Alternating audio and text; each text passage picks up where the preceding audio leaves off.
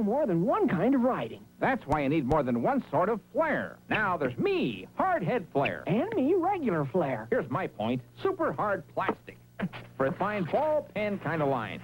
In vivid flare colors. I even make carbon. Here's my point, a flexible nylon tip for the expressiveness you need to set your riding free. Hard head flair. Regular flair. Now flair gives you both. For all kinds of riding. Shouting. Reporting. Doodling. Carboning. Drawing. Figuring. And, you know.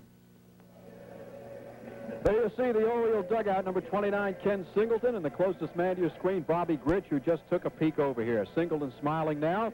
And now, let's take a look at the league-leading Kansas City Royals, managed by Darrell, Norman, Whitey Herzog, as they introduce themselves.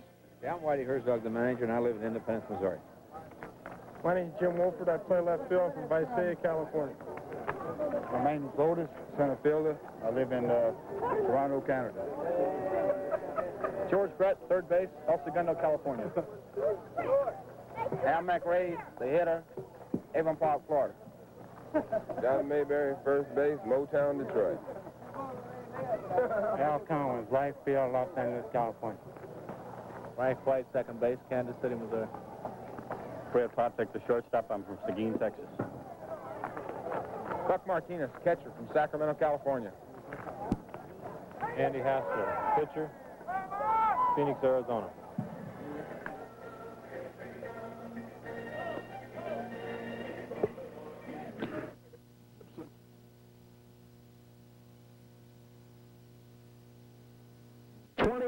Is 19 in a row. You know, that's something that I didn't particularly care for. I think the most I ever lost was 8 games in a row, and I felt like I just didn't want to go out to the ballpark. Steve Carlton, in 1 year, lost 19 ball games, and he just didn't want to go out there and pitch anymore after that. We had something like 2 or 3 games left in the season, and he was supposed to start. He didn't want to pitch. He finally did pitch the last day of the season, and he lost his 20th throw. It's something that you don't look forward to. So he didn't want to go out to the mound and take a chance of losing that 20th ball game. And here's Andy Hassler, who lost 18 in a row. He's now come back to win 4 in a row. He was traded from the Angels to Kansas City after he was 0-6. There you see Dave Duncan, the traveled catcher. He's played with Cleveland, he's played with Oakland, and now with Baltimore. Defensively, for Baltimore, Singleton in left field. And Paul Blair will be in center field tonight. He hasn't been used that much because he hasn't been hitting this year. Reggie Jackson in right field, and of course, we saw the story of Reggie, brewed here in Baltimore. In the infield tonight, Doug DeCinze, the heir apparent, of course, and now has taken over for Brooks Robinson at third base. Shortstop, Mark Belanger, who finally made the All-Star team after 13 years in the major leagues. Bobby Gritch, former quarterback, could have played for UCLA at second base for the Orioles tonight. And at first base, Lee May, a gentleman you faced, Bob Gibson, many times in the National League. And there you see behind the plate, Dave Duncan. When you faced Lee May, there you see the starting pitcher, Rudy May, no relation to Lee May. Lee May played for Cincinnati and Houston when you faced him. Right. He started off with Cincinnati, went to Houston, and to be truthful, we were really happy that he got traded out of the league because that guy was a problem. Lee May. Rudy May, no relation. Rudy May now in his 9th year, of course, started the season with the Yankees, came over in that 10-player deal involving Holtzman, Martinez, Pagan, Jackson, Hendricks. He's 10-9 now. He's 6-6 with Baltimore. In his last start, he beat Oakland 9-4 last Wednesday. However, he's only 3-7 lifetime against Kansas City. Bob, when you had a lifetime record against a club, I've always wondered about this. How important is a lifetime record in that the club changes over the years? And really, is that a significant statistic in baseball? I don't think it means anything. Like you said before, you go out there and you face a different ball club just about every year. For some reason or another, if you have a so-called hex over one ball club, it seems like it stays there. You can throw your glove out and still beat the ball club. But as far as the statistics are concerned, I just don't believe in them. All right, what about Rudy May? How would you describe Rudy May as a pitcher? Well, Rudy used to be an extremely hard thrower. But, of course, you know, like every other pitcher, after a few years in the league, you stop trying to throw the ball by hitters and you start learning how to pitch. Rudy May is basically a breaking ball pitcher. He moves the ball around. He keeps the ball down, and that's the only way you can win here. Rudy May from Coffeyville, Kansas. The first batter for Kansas City, Jim Wolford. Now, this is Wolford's 5th year, and he's playing a little more this season than he has before. He's hitting a .226. He platoons in left field with Tom Poquette. And the first pitch of the game is outside for a ball. The umpires tonight, Joe Brinkman behind the plate, Greg Kosk at first, Nestor Shylock, the veteran, at second, and Jim Evans at third. The 1-ball pitch to Wolford. Popped him up. Rich and Belanger take your turn. Belanger takes it, and there's 1 down. So Wolford pops to Belanger, and that'll bring up Amos Otis. Now watch Amos Otis. He will completely obliterate the batter's box. He will completely wipe out the chalk. Now watch this. A habit of Otis. He'll begin with the side. There he goes. Wipes out the back. He'll take care of it. And if I'm the groundskeeper, I've got to say, what did I go to all this trouble for in putting in a batter's box for Otis to wipe it out? If I'd have been pitching, it might have made me a little mad there, too. I don't know why he goes through all that stuff, but he does it. Guess there's nothing to do about it. Otis having a good season, .294, leads the league in doubles, 74 runs batted in. Amos Otis. And he hits well against Baltimore. He's 12 for 34 this year against the Orioles. That's a .352 average. And that'll be a base hit up the middle as Amos Otis continues to hit Baltimore pitching. He's now 13 for 35. And talk about a guy who hits well against Baltimore. Here he is, George Brett. Brett this year, in the 9 games between the Orioles and Royals, Brett has 17 hits in 35 times at bat. That's a .485 average, George Brett. You know, there's a difference between the American League and the National League. In the National League, he'd be laying on his back a few times. You think they throw at him more, huh? Oh, a little bit. And that's the first strike of the ball game by Rudy May. Got Amos Otis on first over there, and he likes to run. And one time they had said that he was a better base stealer than Lou Brock. I think I'd have to see that first to believe it. I think a lot of people would dispute that. Otis has 24 out of 29 stolen bases. Could be a double play. Gritch, Belanger, no throw.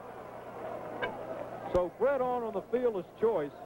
4-6 if you're scoring. Otis forced at second. 2 down. Brett on first. And that will bring up the Major League's leading hitter, number 11, Harold Abraham McRae. Hal McRae hitting at .355. Now, Bob Gibson, here's another fellow you faced in the National League. Yeah, he was always a good hitter. Of course, Cincinnati gave him up, but they always have the knack of coming up with another good ball player, so they really don't miss him, even though he leads the league. You know, as amazing as it sounds, as Brett takes a short lead off first, you would have to actually wonder where would Hal McRae play on today's Cincinnati ball club. Well, I guarantee you, when you have a guy that can hit like that, they'll find somewhere to put him. But who would you bench? Well, some of the guys probably never would have came into their own like Greason. There goes Brett as McRae fouls off the pitch. Brett has stolen 17 out of 26 attempts this year. Now, McRae cannot run well. He pulled a muscle on the 15th of July against Boston, running the bases. And he has limped down the first for a month, and he runs a little better now. But he has a pulled muscle, as most muscular players do. That's the trouble when you're muscle bound. You're going to pull those muscles sooner or later. The 1-1 pitch to McRae. What about you, Gibby, as a pitcher? Did you pull many muscles? Yeah, I don't think it had any. However many, your muscles get tired and so tired that you have a chance of pulling a muscle.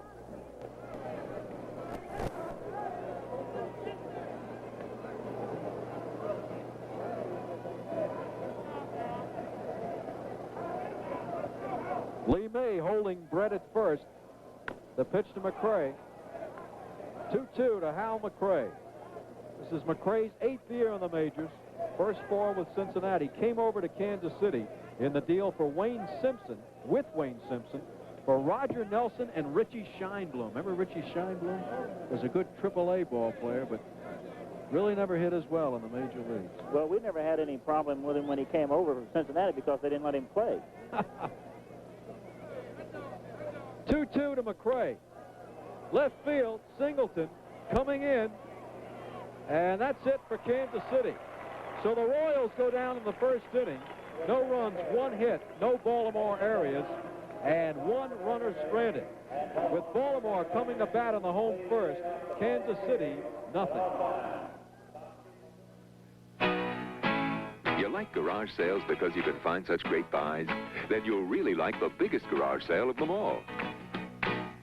Your Chevy dealer's annual garage sale. So if you've been waiting for the best time to buy a 76 model, this is it. You'll likely get some of the best deals you can get on some of the best cars and trucks you can get. Chevrolets. You like that idea? Chevy thought you would. So come on down to your Chevy dealer's garage sale now. Let's get ready to blow her. 5, 4, 3, 2, 1.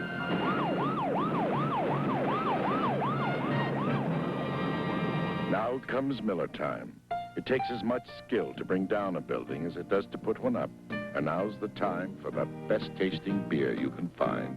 Miller High Life. If you've got the time, we've got the beer. Here's what you made room for. Miller beer. And now the Baltimore batting order as they introduce themselves, and first, manager Earl Weaver. Born in St. Louis and now reside in Baltimore, Maryland. Tommy Harper, designated hitter, Boston, Massachusetts. Rob Gritch, second base, Long Beach, California. Reginald Jackson, right field, Oakland, California. Lee May, first baseman, Birmingham, Alabama. Ken Singleton, left field, Ile-Bizarre, Quebec. Doug DeCense, third base, Valencia, California. Mark Belanger, shortstop, Pittsfield, Massachusetts. Paul Blair, outfield in Los Angeles, California. Dave Duncan, catcher, Dallas, Texas. All right, the first Baltimore batter, the designated hitter, Tommy Harper, who's been around 35 years old. This is Harper's 15th year in the major leagues. He's only played 38 games and hitting a .203. I guess you faced Tommy Harper, too, Gib. He's another one of those guys that played at Cincinnati. They seem to come up with some pretty good ball players. I think that's a tribute to the scouting system and the farm system. That's for sure. You know, and if they didn't come up with a good ball player, they'd go out and buy one. So they have a pretty good system working over there. Andy Hassler. He'll be 25 years old in October. And what a turnaround he has made. In case you have not followed the career of Hassler, he came up with the Angels in '71, and through '73 he was 0-7. He finally found himself in '74 and finished 7-11. 2-2 to Harper. He finished with a 2.61 earned run average and was looked upon as the Angels' certainly top 3 starters. In '75, he won his first 3 out of 4, and then the roof fell in. 2-2 to Harper. Inside, almost hit him. Hassler proceeded to lose 11 straight. He finished 3-12. Bobby Gritch on deck. The start of the season, Hassler lost his first 6. He lost 17 in a row over 2 seasons. The Angels traded him. 3-2 to Harper. Swing and a miss, strike 3. Here's a perfect example right there of the difference in the American League and the National League. You know, they talk about players that better ball players, but the players aren't any better. He threw a 3-2 curveball. In the National League, he could almost be assured of a 3-2 fastball.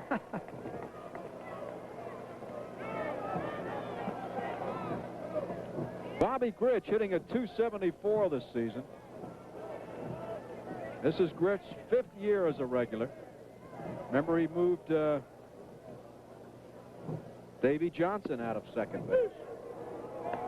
Continuing the story with Hassler, after he was traded to Kansas City,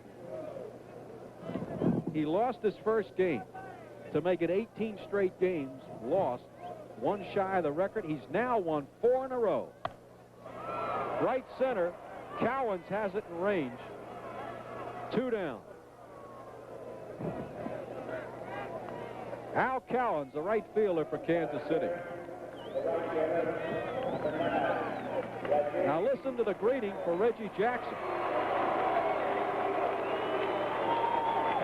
Well, it seems to me that those fans that booed him the other day is not here tonight. Kind of a mixed review. Reggie Jackson, now in his 10th year. Reggie loves it. He says if they boo me, at least they're paying attention to me. 2 outs in the Oriole first, no score. That'll be a base hit to left field, dropping in front of Wolford.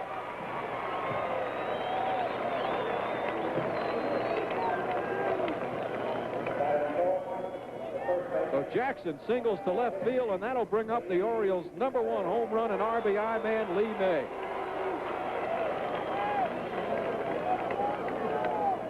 Lee May, not much with the average this year at .239, but again, 23 homers and 84 runs batted in. He's 1 behind Bando in home runs and 1 behind Chambliss in runs batted in for the American League lead. You know, you talk about a hitter's effectiveness. When a guy only hits .234 or what have you, and he drives in 80 runs, and he must be some kind of hitter. Jackson has stolen 19 out of 25, and there he goes.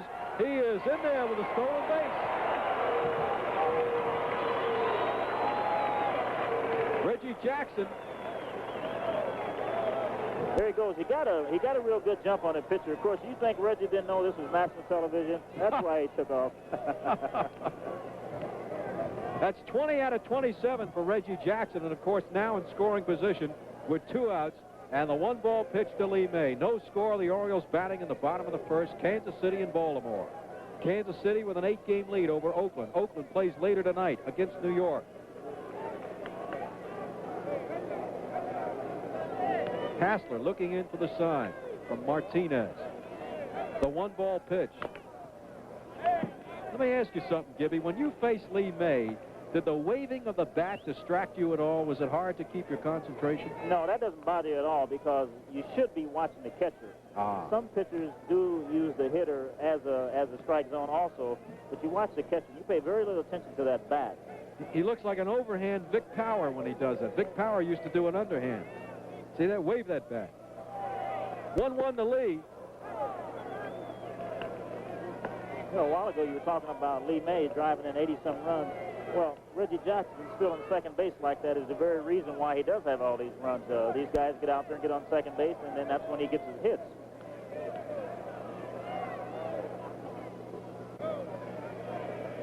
One ball, 2-strike pitch to Lee May. Jackson on second with 2 outs.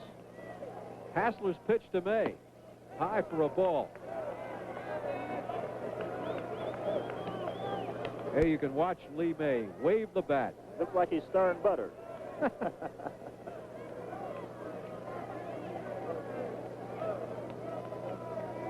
2-2 to Lee May. He got him. So Hassler strikes out Harper and May to retire the side. So the Orioles do not score. 1 base hit, the single by Jackson. They leave 1 man on in scoring position. After 1 full, Baltimore nothing, Kansas City nothing. Bill, I'll be late, so start dinner about 6:30. Take the chicken out of the freezer. Put it in our new Amana Touchmatic radar range oven. Set 16 minutes touch defrost. Okay. Set 25 minutes cooking time and start. It's simple. It's so automatic, the clock will come on when you're done. Love, Mary. The Amana Touchmatic radar range cooks with split-second accuracy and uses much less electricity than a conventional range. In the summertime when the weather is hot, you can stretch right up and touch the sky. Don't let let an overheated car spoil your summer drive, have your independent Texaco retailer check your car's cooling system regularly and protect it with Texaco antifreeze and coolant. No other coolant of this type protects better against boilover, and it helps prevent rust and corrosion all year long. Texaco antifreeze and coolant. Belly meet Chris Case, our new anchorman. Hi. We've already met. Your aftershave. It got here about 5 minutes before you did. Don't jump. Actually, I was going to ask you to wait out there. Funny. Can I make a suggestion? Suggest. Linen Skin Bracer aftershave. It's got a nice, clean smell. Not too perfumey. It doesn't arrive before you do. Thanks, I needed that. Chris Case, Skin Bracer. Remember? I don't believe we've ever met. Skin Bracer doesn't get there till you do. Now join us 1 week from tonight for more action here on ABC's Monday Night Baseball. Next week, you'll be seeing the Los Angeles Dodgers take on the San Diego Padres in San Diego. And if the pitching rotation follows, then Randy Jones, who won his 20th game earlier last week, will pitch for the Padres. Plus, the always exciting rivalry between the Red Sox and the Yankees. So that's ABC's Monday Night Baseball 1 week from tonight, beginning at 8:30 Eastern Time over most of these ABC stations. Consult the local listing and the game in your area. This is John Mayberry, right field. Easy play for Jackson, and there's one down. Well, we really didn't have time to say it, Bob, but there's another guy you faced in the National League, John Mayberry. Right. Mayberry was extremely young when I faced him. I think it was his first year. Of course, he got traded out of the league. Harry Walker, who was the manager down there, wanted to make a Punch and Judy out of him, and he wanted to hit home runs, so they traded him. Walker wanted to make Mayberry a singles hitter? A 255-pound ping hitter. Well, Walker usually, I think, is correct on his hitting theories. I remember he helped Matty Alou win a batting championship one year. Helped hit it out, but that's amazing. This is Al Cowens, the young right fielder. This is Cowan's third year, and really this is his first full shot this season. Al Cowens. And that's a fair ball. He'll get an easy two-base hit out of that. Cowens will get a stand-up double as he runs into second base. A two-base hit for Al Cowens. You know, you look at this Kansas City ball club, and you don't see any one man doing an extremely outstanding job. Everybody does a pretty good job. They play pretty good defensive ball, and they have fair pitching. And that's the way you want to pin it. You hardly ever will see this ball club with some superstar. At least they haven't had one so far. Of course, I guess Mayberry would come as close to anybody. Yeah. He's having kind of an off year, but he probably would come as close as anybody being a superstar.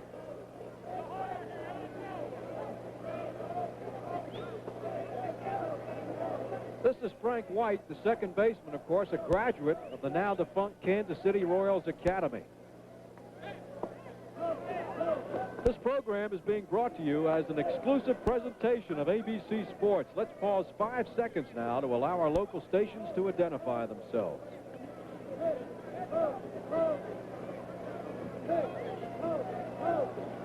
The one-ball pitch to Frank White with Cowens at second base and one out.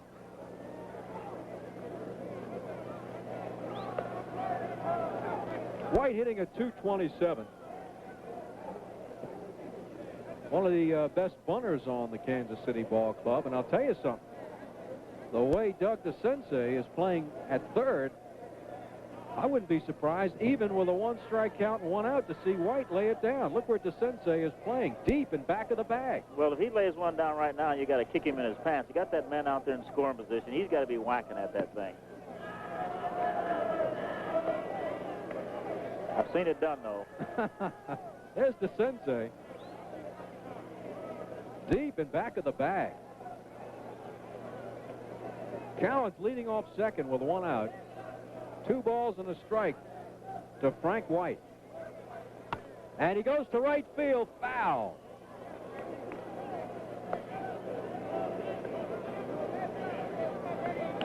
White hit .250 last season. And he is the first to admit that without the Kansas City Royal Academy, he would not be in the major leagues today. The scout said, no, kid, you'll never make it. Well, I've known a lot of those scouts to be wrong, too. Lots of them. 2-2 to Frank White. And that'll right field. Jackson base hit. Cowens will score, and White will go into second with a stand-up double. So doubles back-to-back by Cowens and White put Kansas City ahead 1-0. Talking about scouts, several years ago when I was being scouted, I was trying to sign for a big bonus. One scout told me that there's no way I could get a bonus because he didn't think that I could make AAA ball club. Was that after you had played for the Harlem Globetrotters or before? No, that's when I was still in college. I played with the Globetrotters the first year that I signed. Actually, I played baseball first, and then I played basketball that winter, kind of supplying me with a winter job. This is Freddie Patek, the smallest man in baseball, only by stature, 5'4", 140 pounds. 9th year in the major leagues, came over from the Pirates, and I guess here's another guy you faced, Jimmy. Right. Asked Patek one day, how's it feel to be the smallest man in the major league? He says, well, it's not as bad as being the smallest man in the minor leagues. Or the biggest guy in the minor leagues. Outside to Patek, let me ask you something, Bob. Was it difficult after facing a tall man to have Patek come up? Did you have to rearrange your strike zone? Oh, yeah, it's easier to pitch to a taller guy than it is to him, but at that particular time, he didn't have a good strike zone. You throw that ball up there, and he'd hack at it, so it wasn't that tough to pitch to him. He's a much improved player now. White at second, 1 out. Kansas City leads 1-0. 2-ball pitch. Patek, right center. Blair, long run. He's got it. Paul Blair, who many people have believed for years is the best defensive center fielder in the American League, bar none. You know, when you have a ball player like that can play like Blair, I think you would have to make concessions sometime for his hitting. If he wasn't hitting up to par, I still think that he could do you as much good out there in the outfield as anybody else. Therefore, he has to play. He can make up for not hitting by playing that great defense. Blair having his worst year in the major leagues, hitting at 199. This is Buck Martinez, the catcher. Maybe I'd want him to hit a little bit more. Well, you even hit better than that. Well, at times I did. Huh? You hit 303 one year when you were pitching for the Cardinals. Oh, yeah. I love to swing the bat. I wouldn't like that designated hitter bit. Martinez hitting 250. Frank White at second base with 2 outs. Kansas City leads 1-0 on back-to-back doubles by Cowens and White.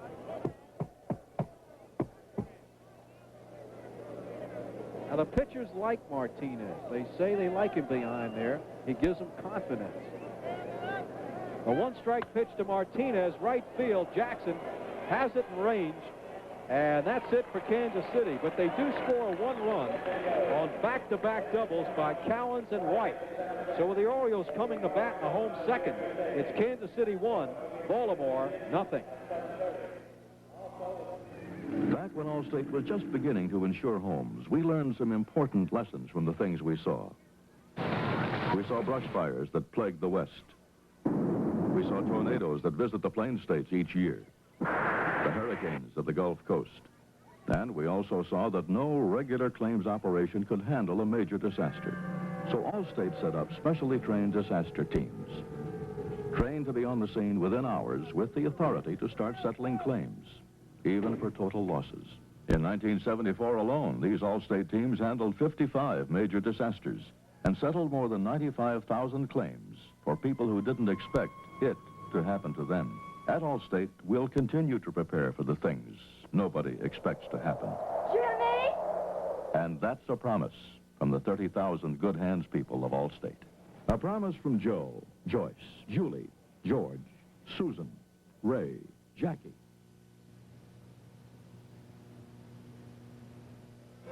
All right, the Kansas City defense tonight, young Jim Wolford in left field. The center fielder, the one-handed, all-reliable Amos Otis. In right field, Al Cowens, who doubled in the previous inning. The infield for Kansas City tonight, George Brett, hitting at .333. Freddie Patek at shortstop, the former Pittsburgh Pirate. Frank White, doubled last inning, second base. And at first, Big John Mayberry. Buck Martinez behind the plate. And, of course, number 16, Andrew Earl Hassler on the mound. The Orioles in the bottom of the second will have Singleton, DeSensei, and Belanger. Singleton's another ball player I faced over in National League. He played with Montreal. That's right, and with the Mets. Right. Singleton, switch hitter. Now, here, there is a difference in Singleton batting right-handed and left-handed. Right-handed, Singleton is hitting .204. Left-handed, .288. 84 points different hitting left-handed. Kenny Singleton. Right center, a lot of balls to right field tonight. Cowan's backpedals, does an imitation of Amos Otis, and there's one down. Who was the first guy outfielder you ever saw catch with one hand? Did they do that with the Cardinals? Does some ball clubs say, hey, you got to catch with two hands? I've seen so many ball players with the Cardinals, I can't remember. We ran through some players. Now, of course, it's a common sight. Yeah. You know, you may notice that most of these hitters are hitting that ball out there to right field, and the reason for that is because Hassler is keeping the ball on the outside part of the plate. They can't pull it. Doug DeSensei, cut off by Brett. Throw to first, 2 down for the Orioles. 5-3 if you're scoring, 3rd to 1st. I always like to tell, I always like to tell stories about Harry Walker. Harry Walker, he'd teach you to hit that outside corner if you were a pitcher. Then he'd teach that hitter how to go out there and hit that ball. Something was wrong there. Mark Belanger. In his 10th year, I believe I said his 13th season. 10th year for Belanger. Belanger started off strong, now hitting a .269. Never a power hitter, of course. 1 home run, 34 runs batted in. Belanger replaced Louis Aparicio. Seems the Orioles have always had a strong shortstop. Ron Hansen, Billy Hunter, whom we see down at third base there. Willie Miranda was a shortstop here. Chico Carrasquel. You know, you'll find out that any ball club that won the pennant year after year usually had a pretty good shortstop, second baseman, and center fielder. They got to be strong up the middle. Pitch to Belanger. Patek charges. And that's it for Baltimore. 1, 2, 3. Fly out, 2 ground outs. And after 2 complete innings here at Memorial Stadium, it's Kansas City 1, Baltimore nothing.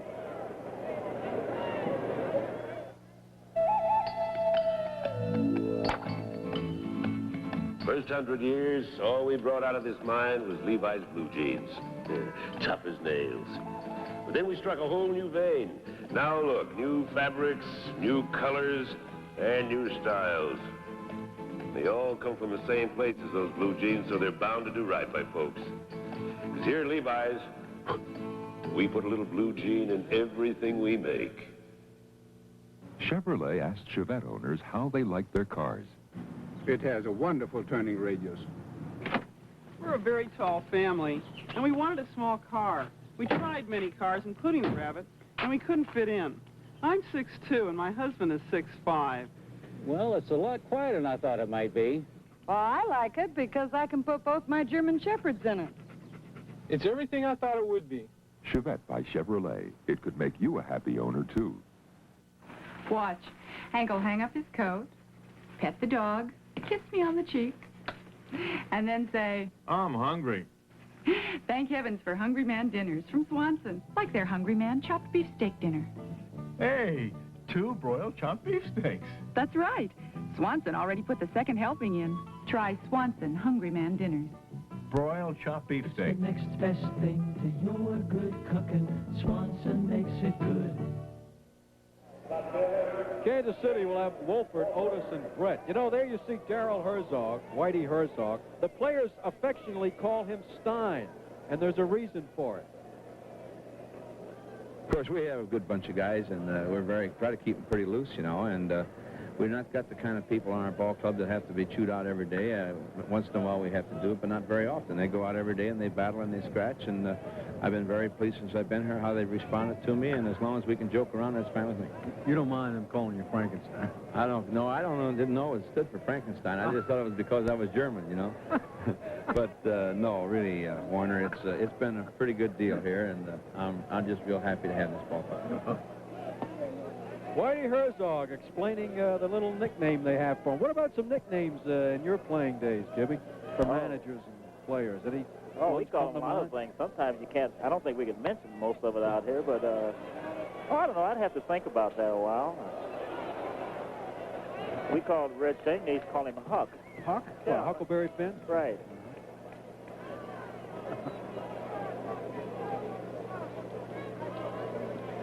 Jim Wolford batting in the Kansas City third. They lead 1-0. Right field again, out of play.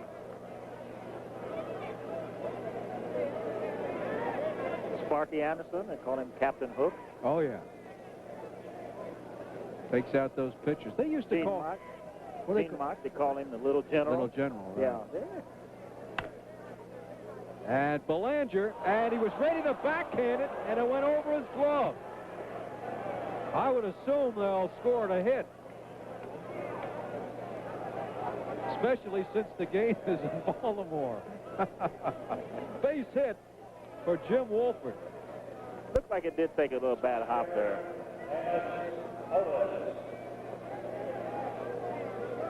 So Wolford leads it off with a base hit.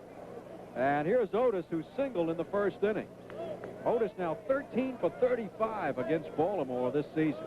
Kansas City has won 6 of the first 9 games played between these ball clubs, with 3 to go. So they cannot lose the season series. In case you're looking ahead to the Kansas City Yankee series, Kansas City won that series 7 games to 5. Amos Otis coming into this game hitting .294.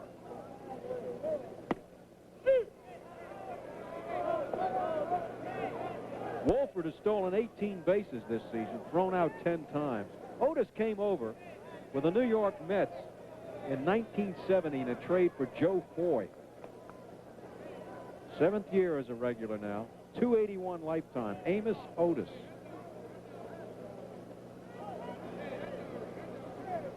One strike pitch to Otis. Brett is on deck. You know, I was just thinking about what you said about Otis, and you see a guy like that, a great ball player, and the Mets are still looking for pretty good ball players, and you wonder what goes on. Out center fielder. That's right. You wonder what goes on in their mind when they get rid of a guy. Of course, you know it when they're young. You don't know how they're going to develop, but they're impatient. Of course, when Otis was with the Mets, they tried him out at third base. 1-1 to Otis. Foul ball.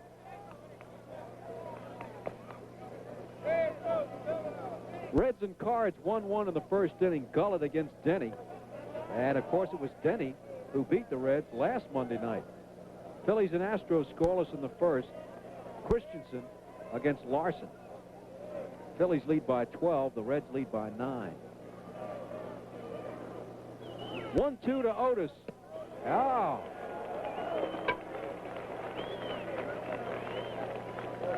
So Rudy May fans Otis, and that'll bring up George Brett. You know, Bob, just looking at this lineup, Otis hitting a .294, Brett hitting a .333, McCray hitting a .355, followed by John Mayberry with the RBIs. Really, that is one of the best 2, 3, 4, 5 batters in baseball today. You just about have to have that if you're going to win the pennant. You'll notice that most ball clubs, either if they're win the pennant or in their second place, they'll have the meat of their lineup hitting 300, and of course the guys driving in runs. You just about have to have that. Of course, you got to have a couple of pitchers that win 15, 20 ball games.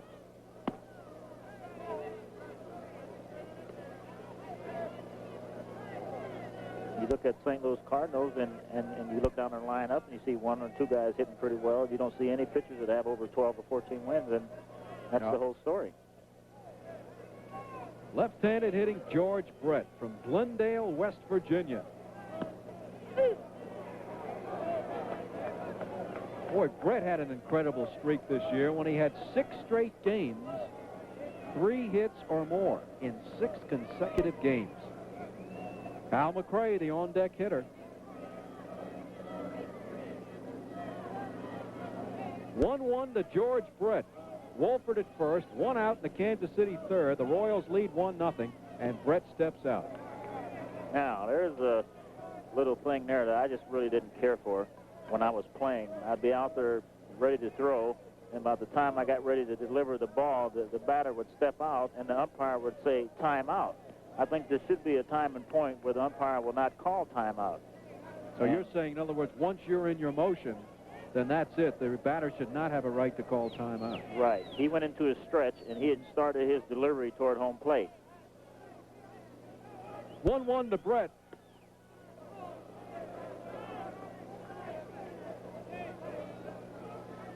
Bob, Reggie Jackson has been thrown at a lot this year. He's been hit in the face. Doc Ellis hit him in the face. It seems to me that it's almost unfair in the American League to throw at a batter because the pitchers don't come up anymore. You can't retaliate by throwing at the pitcher. Well, you can't change. I think the guys have to be brushed back. Actually, throwing at a guy, I think that's wrong to try to hit a guy. But to brush them back, you have to do it regardless of whether you're playing in a league where you hit or you don't hit. You got to go out there and do a job. And I think the only way you can do a good job pitching is to loosen these guys up, move the ball around on them. You never tried to hit anybody? No. I've hit guys, a lot of guys. But all accidents? Well, I guess you can't say that they were really accidents because you're trying to come inside close enough to the guy where you're going to brush him back. If he gets hit, then you don't think about it. You know, well, okay, he got hit. But to intentionally throw a ball at a guy and try to hurt him, I think very few guys try to do that. It may be done, but I don't know of any that's done it. When you hit a guy, you don't think of the consequences. Is it going to hurt him real bad or is it going to hurt him a little bit? You just throw it. 2-2 to George Brett. Wolford at first, 1 out in the Kansas City third. And there goes Wolford, the throw to second, and Wolford is out. A good throw by Dave Duncan, and Britt put it on him. So that's it for Kansas City. They do not score in the third inning. No runs, 1 hit, no errors, none left. Bottom of the third, Kansas City 1, Baltimore nothing. Sears National Automotive Values. Sears rolls back regular prices on Sears' best-selling steel-belted radio with the heritage of the world's tough roads. Up to $67 lower on sets of 4. And if you need new shocks, ride on into Sears. Sears heavy-duty shocks are on sale now, just $4.99 each. You save over 30%. Only at Sears. The shower massage by Waterpik is America's favorite. Here's why. Oh, feels like somebody's massaging my back. Oh, this would be great. This would be better than a cocktail. This would be better than soaking in a hot tub. It seems like 1,000... like 1,000 fingers in massaging me. Get America's favorite, the shower massage by Waterpik. That's me, Fred Lynn, making the catch of my life. And that's my buddy, Jim Wright, snacking one to the stand. Baseball's not the only place where young people can show their stuff. Today's Navy offers young men and women first-rate training and challenging jobs. Plus travel and some real adventure. So get on the ball. And join the Navy team. For more information, call your Navy recruiter toll-free at 800-841-8000. Preceding a message on behalf of Major League Baseball. As you see Bobby Grich in the Oriole dugout. Hey, we invite you to join us this Saturday night for another NFL game as the Houston Oilers travel to Texas Stadium in Irvington and take on the powerful Dallas Cowboys. Dan Pastorini from the Oilers up against Roger Staubach. And it's billed as the Battle of Texans. NFL football Saturday night beginning at 9 o'clock Eastern time over most of these ABC stations. So the Orioles come to bat in the home third. This is Paul Blair. Brett struck out to end that inning, and Duncan threw to Grich and put the tag on Wolford to complete the double play. Blair, as we pointed out earlier, having his worst season in baseball, hitting at 199.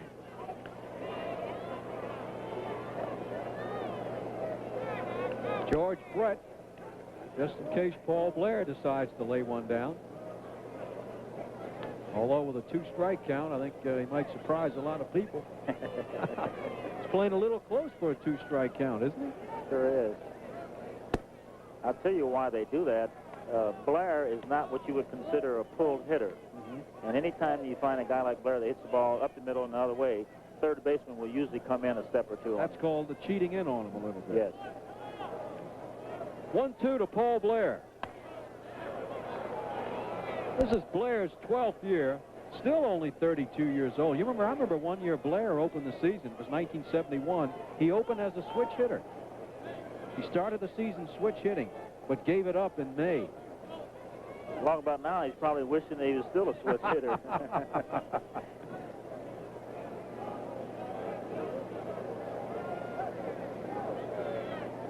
1-0, Kansas City, Baltimore on the home third. The pitch to Blair, he got him. That's 3 for Andy Hassler, 3 strikeouts, and that'll bring up Dave Duncan. Hassler is mixing his pitches extremely well. He's got that good changeup going for him, and you notice that he's throwing the changeup when he's ahead of the hitter, hardly ever throwing it when he's behind the hitter.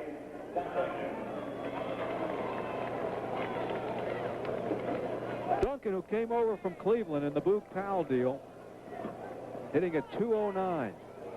Played 5 years with Oakland.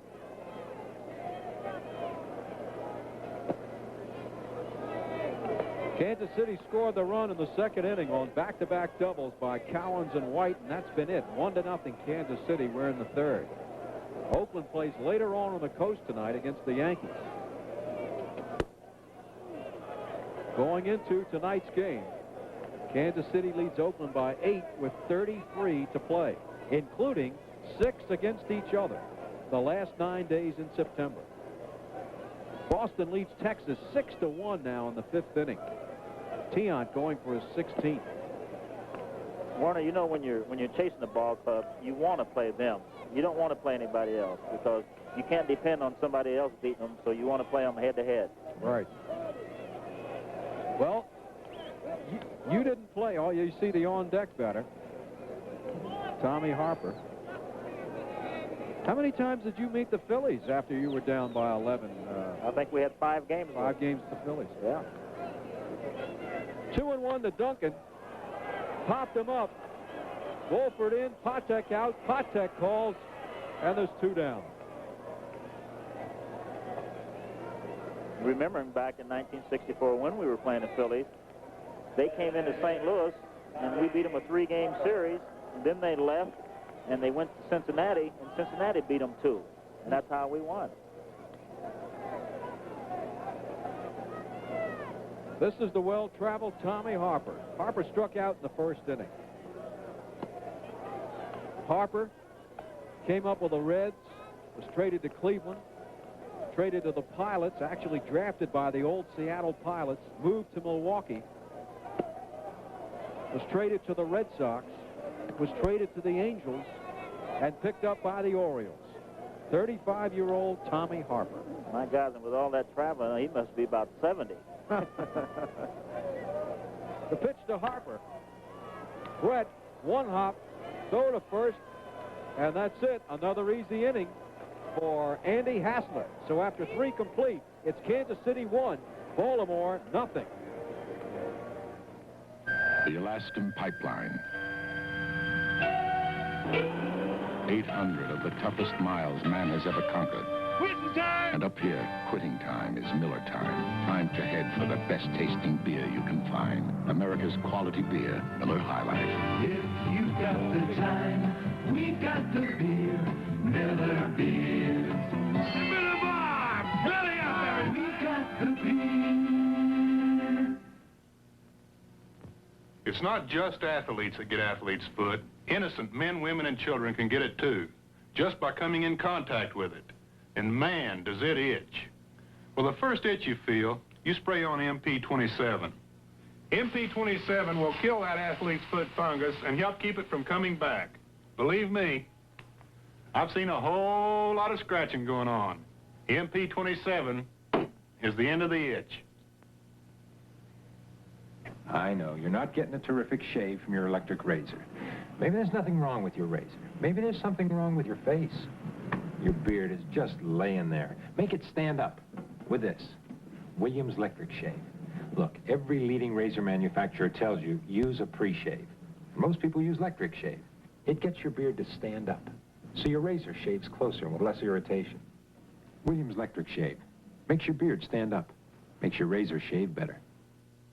You know, a lot of designated hitters do different ways to prepare themselves while they don't play the field. First of all, if I know the pitcher, I don't sit on the dugout bench that much. If I don't know the pitcher, I try to sit there for a couple of innings. I try to run a lot. If I get a sweat going, I try to hold that sweat. I try to stay loose. Where do you run? At Kansas City, we have a tunnel I can use. In the newer ballparks, we have tunnels. In the older ballparks, I use the bullpens a lot. When the inning change, I run back and forth. I think the most important thing is to be as loose, being a designated hitter, as you would be if you were playing in the outfield. And I think that's where a lot of guys have the problem, because they maybe read the magazines or sit on the bench. You can't sit and be cold. You got to be as active as you were if you were in the ball game. And I think that's the reason why I've been having a lot of success doing it, because I'm never stiff when I go to the plate. Hal McRae explaining his theory on being a designated hitter. I agree with him. It's almost the same theory as pitching. That's why pitchers throw warm-up pitches. Oh, off the knee of May. Good recovery. Throw to first, and they get McRae, remember, who cannot run full speed. Otherwise, that's a base hit. There's tremendous reflex play on May's part. You see that ball come back through that box, and usually you're off balance. He jumped right on it. He threw it off balance. Of course, the throw was in the dirt, and Lee May made a fine play over it first. Once again, Hal McRae pulled a muscle way back on July the 15th. He has not been able to run full speed since.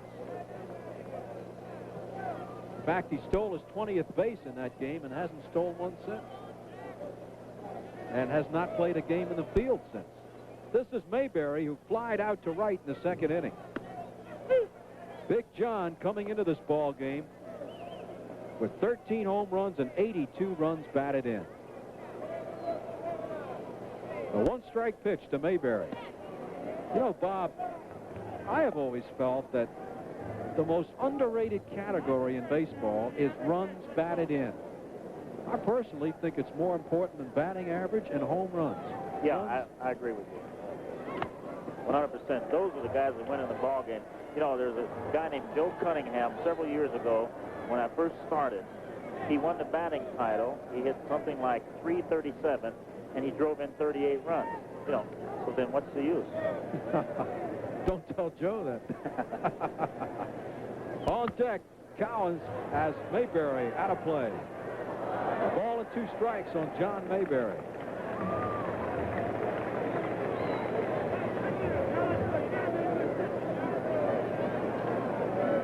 Mayberry, his last 4 years, has averaged 27 home runs and 94 RBIs per year. I'll tell you something unusual. Mayberry is the only American League player to drive in 100 or more runs in 3 of the last 4 years. He's the only player.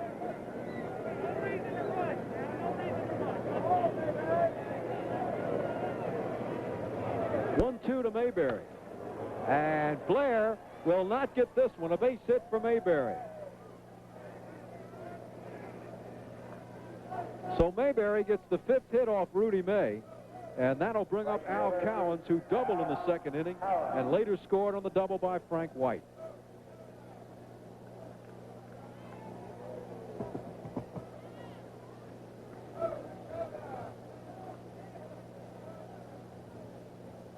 Rudy May came up in the Philadelphia organization and was traded to the Angels way back in 1964 for Bo Belinsky. Bo Belinsky. He played with the Cardinals, too. I think everybody played with the Cardinals.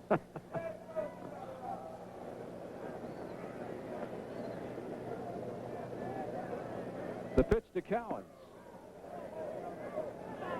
If you're thinking of Mayberry stealing, forget it. The only thing you can do there is All right, hit Bob, and what run. about you see the third base coach, Chuck Hiller? Yeah, he's not giving anything. The only thing you can do there is All right, hit Bob, and what run. about you see the third base coach, Chuck Hiller? Yeah, he's not giving anything over there. You watch him. He's trying to fool somebody. The only thing he could possibly give here is a hit and run because Mayberry can't run. Mayberry has stolen only 3 bases all season.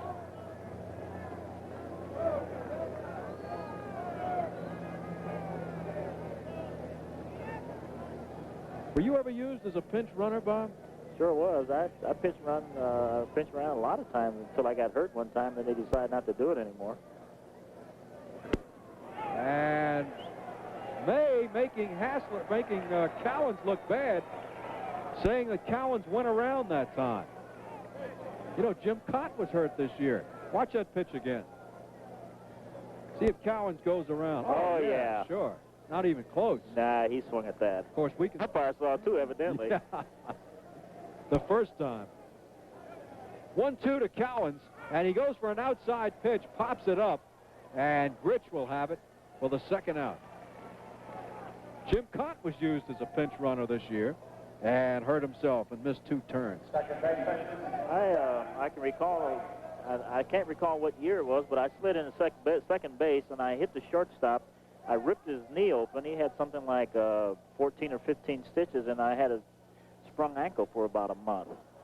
Who was it? Do you remember? It was against Chicago. I can't recall the shortstop. It was so long ago. Try not to remember back that far. It wasn't Kessinger, huh? No, this was before Kessinger. Before Kessinger. This is Frank White. White doubled in the only run of the ball game in the second inning. So Mayberry at first with 2 outs. Kansas City leading 1-0. We're in the 4th inning at Baltimore. In that Oakland game, it will be Alexander against Norris, New York at Oakland, starting on the West Coast later. Boston leading Texas 6-1 in the 5th inning. Blyleven has been knocked out for the Rangers. Tion in there for Boston. And Minnesota leads Milwaukee 2-1 in the 1st. Augustine against Redfern. Redfern has been knocked out. Or rather, right, Bergmeyer in there for Minnesota.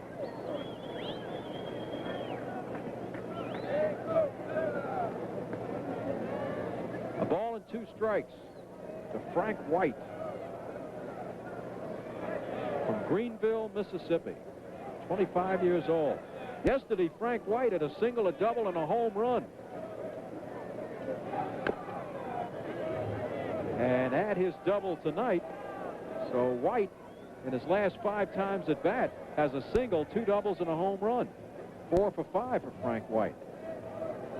I've been watching the way they're pitching him. He chokes up a lot. He stands right on top of the plate. Therefore, I would be reluctant to throw him a lot of breaking stuff, but they seem to be going with the breaking stuff to him. 1-2 to Frank White. Oh, almost hits him. Man, what a move to get out of the way of that one. I think Rudy May heard me out there. The ball right up under his feet. Oh! Just about hit his back foot.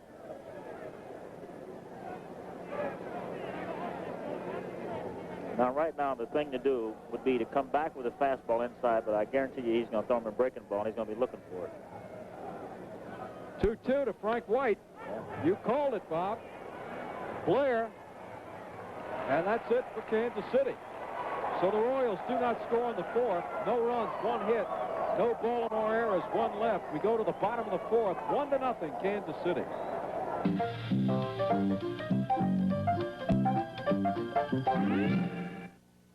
The gas pumps connected to our pipelines. Our pipelines connected to refineries. Refineries connected to our oil wells. Texaco connects them to you. Every part of Texaco is connected to every other part to get you the quality gasoline and oil you need wherever you are. Our oil wells connected to refineries. Refineries connected to our pipelines. Our pipelines connected to the gas pumps. Texaco connects them to you. We're working to keep your trust. I like my chicken finger licking good. I like my chicken finger licking good. Whatever Lila likes, Lila gets. And Lila likes her chicken finger licking good. Of course I like my chicken finger licking good. there any other kind of chicken? I like my chicken finger licking good. Real goodness from Kentucky Fried Chicken. This Saturday on ABC's Wide World of Sports will be the 300-mile late model stock car race from the famed Daytona International Speedway in Daytona Beach, Florida. Also, Wide World of Sports will be in Philadelphia for the National AAU Weightlifting Championships, featuring competition in the heavyweight and super heavyweight classes.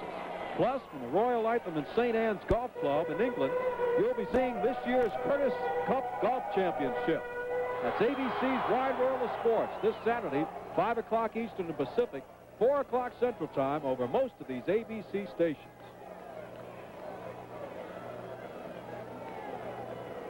This is Grich leading off for Baltimore. The Orioles trail 1-0, bottom of the fourth. They have only one hit off Andy Hassler. Single by Reggie Jackson in the first inning. And Jackson stole second, was stranded at second as Lee May struck out. That's been it for Baltimore. Warner, something you don't see much, and you used to see it a few years ago, when a ball club faced a pitcher like Hassler and they couldn't hit him, they would bunt a little more. They try to do anything to get on base, but now it seems that everybody lays back and waits for that inning. It never happens. Good point. Reggie Jackson on deck. 1-1 to Grich, and that'll be a base hit. The second hit off Hassler. So Grich leads it off with ace hit, and that'll bring up Reggie Jackson.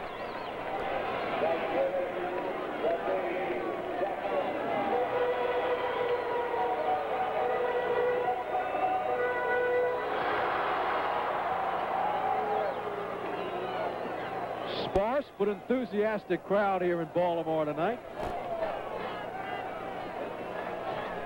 Reggie's happy about that, because the fewer people, the less people to blame. Rich at first, leading off with a base hit in the bottom of the fourth. Reggie Jackson has had a rough year physically, hit in the face by a pitch from Doc Ellis. Has hit the deck numerous times this season. The pitch to Reggie.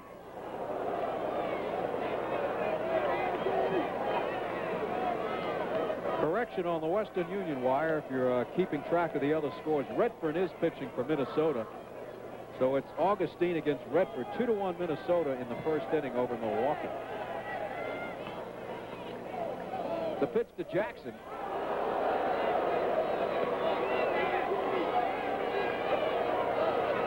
Reggie talking to himself. There's Lee May on deck. He even waves the bat on deck. Perpetual motion.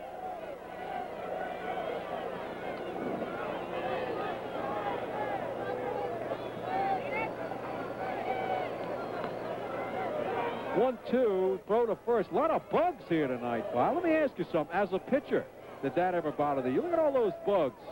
No, I don't think it bothers the pitcher nearly as much as it bothers the hitter. Sometimes he might swing at one of those bugs flying things and think it's a curveball. Love it. Throw right behind the bug's ear. Hassler with a 1-2 to Jackson. And that's it for Reggie. Joe Brinkman says that's it. Reggie says, come on, Joe, it was a little low. Yeah, I think I would agree with Reggie right there. I think we can take a look at that ball. Curveball. Yeah, he even caught the ball. You notice when the catcher caught it, his hand went down. That ball was pretty low.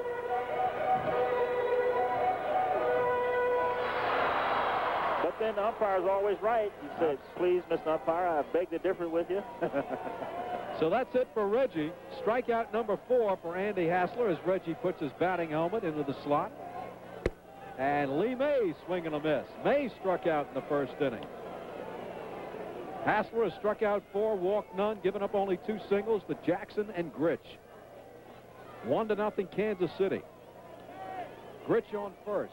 Lee May waving the bat.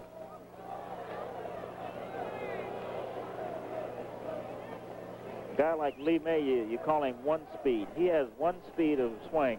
You throw a curveball or a changeup or a fastball, it doesn't matter. He still swings the bat the same way. Does that make it easier for you as a pitcher? Yes, it does. You can trick him a little more. Of course, he gets the bat on there often enough to drive in some runs.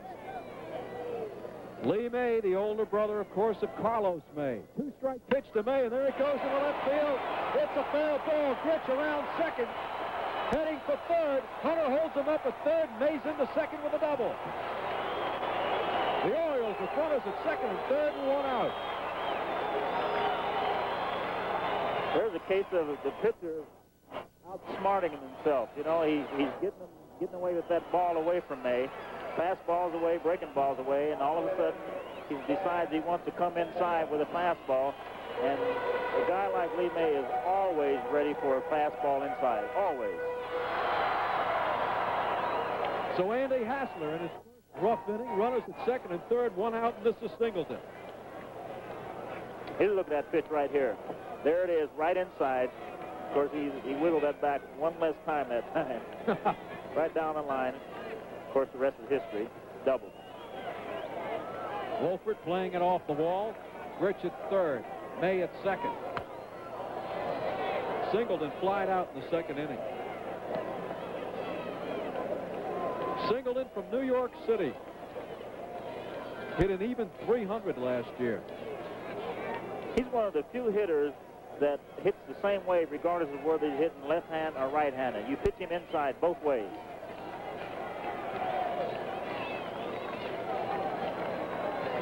Orioles trail 1-0. Second and third, one out. Singleton, ground ball. Patek charges, only one play. That's at first. Grich scores and the game is tied. Give Singleton an RBI.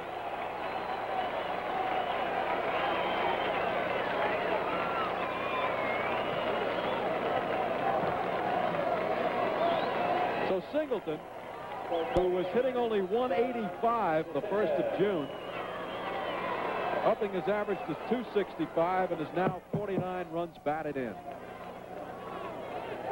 This is the Sensei. The Sensei coming into this ball game hitting a 241, grounded out in the second inning. 1-1. May against Hassler, Kansas City and Baltimore. Lee May held second base. 2 outs, May at second.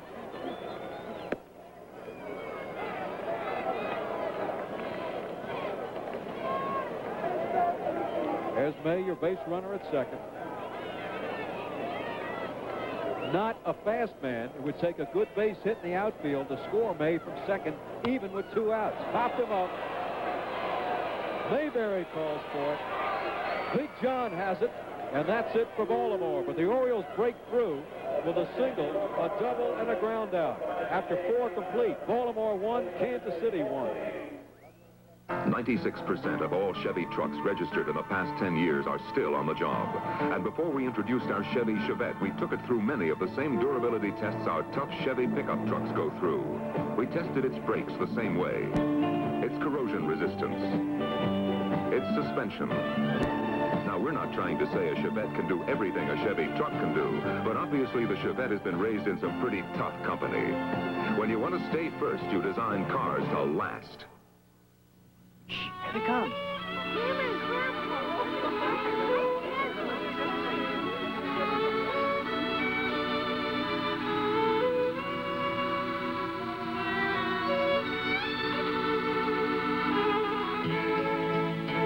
There may be times when you want to show the love you feel. Sometimes Bank AmeriCard can make all the difference.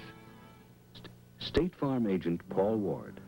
I have dealt with my customers for many years on their automobile and their homeowners policies. So when the time comes to discuss life insurance with them, it's a time when they're able to open up to me because of the fact they already know me. I'm not just someone knocking on their door cold. I'm a friend. I'm someone they can trust and have confidence in. State Farm is there. That's history. Well, I would differ from him. I wouldn't put Harrelson in there. I'm sure a lot of people might include Campaneris or Belanger, perhaps Concepcion.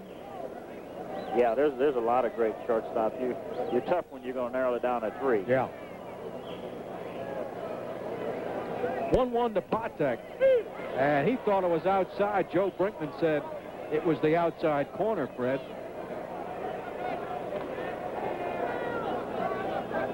Cards and the Reds 1-1 in the 5th inning. You recall last Monday night, we showed you the Cardinals pound out 14 hits and beat the Reds 9-5.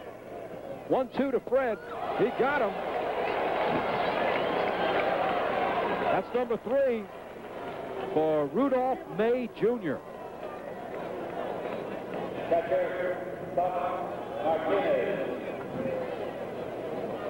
Here's a changeup.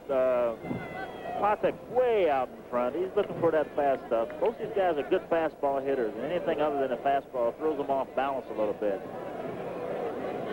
Martinez flied out to right field in the 2nd inning. 1-1. We're in the 5th. Kansas City trying to hold on to the 8-game lead. Baltimore, as their hopes dwindle, trail by 11.5. There you see George Bamberger, pitching coach of the Orioles. Hey, there's a guy that perhaps should get more credit. Bamberger. He's been here a while. Of course, you know, when you talk about a pitching coach, and you talk about giving a pitching coach credit for the pitchers, you have to pretty much stick with the pitchers that came up through the organization. Backhanded by Belanger. Long throw to first. He's got it. Good play by Belanger. 6-3 if you're scoring. Here's another look at that play. Ball's in the hole. He had to backhand it. And you notice he came up with almost the same motion and threw the ball. That's just about the only way you can get him in that situation. Got him by 2-3 feet. 2 down, and here's Wolford, who's 1 for 2. Popped out in the 1st and singled in the 3rd and was out stealing. Jim Wolford, the left fielder.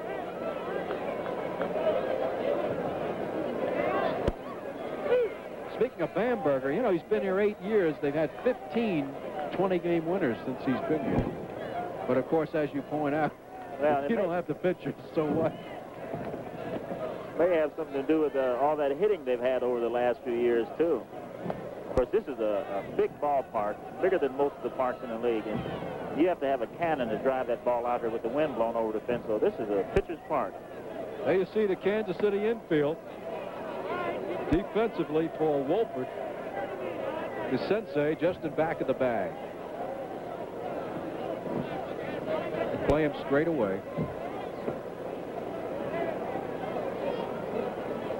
2-1 to Wolford. Boston now leads Texas 11-1 in the 6th inning. Rice has hit his 17th and 18th home runs of the year. Tion coasting on his 16th win. And Wolford, left field, singled in, can't get it. Good stop. And the throw to second. Wolford tries for a double, cut off by Belanger.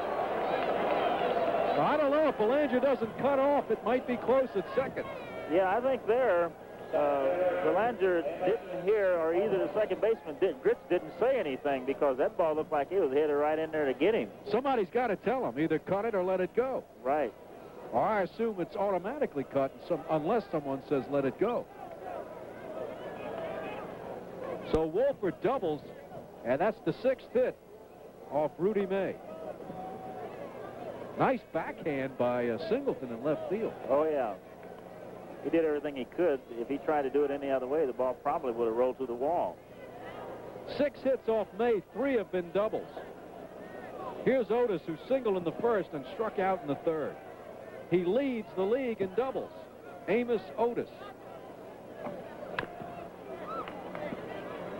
Warner, you're talking about all those bugs down on the field. I think half of them are up here in our booth now.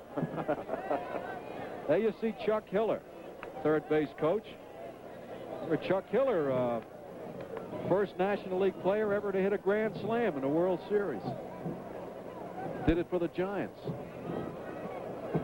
No one had hit a grand slam until Hiller did it against the Yankees.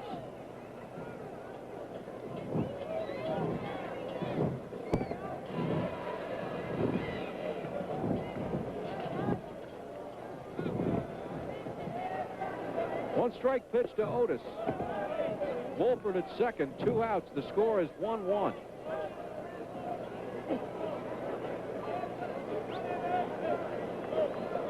Man, a lot of bugs now.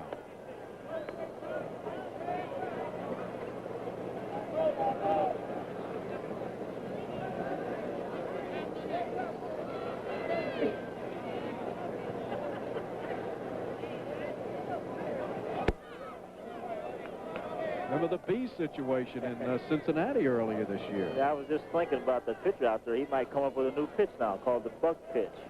Is that terrible? Yeah, it is. But I'll pretend I didn't hear it, Bob. 1-1, top of the 5th inning, 2 outs. Wolford at second. 2 balls, 1 strike pitch to Amos Otis. Up the middle. That'll get through. Wolford will score, and Kansas City leads 2-1. So Amos Otis now 2 for 3 and a run batted in. The 7th hit off Rudy May. And Otis, look at Otis singling up the middle. That ball come up the middle. There's nothing you can do about it. The pitcher is usually falling off one way or other on the mound, and he's off balance. And unless the ball is hit on the side where your glove is, it's almost impossible to catch that thing. Otis now 14 for 37 in the 9 games against Baltimore. 14 hits and 37 at bats. You know, you would think that they'd walk the guy or something. Get rid of him. Here's Brett, who's 0 for 2. Now, Brett was up there with McRae as recently as 3.5 weeks ago for the batting title. They were each around the 350 mark. McRae has stayed there. McRae hitting 355, but Brett has dropped to 333. The 1-strike pitch to Brett, out of play. There you see Dave Pagan, the former Yankee, warming up in the Oriole bullpen. Came over in the same trade with Rudy May. You know, it's really tough when you're pitching a ball game like this, where he's pitching a pretty good ball game, but they don't get any runs. So you give up a couple of runs, and already somebody down there cranking in the bullpen. You don't feel real good as a starting pitcher when that situation happens. 2-strike pitch to George Brett, with Otis fakes the run to second.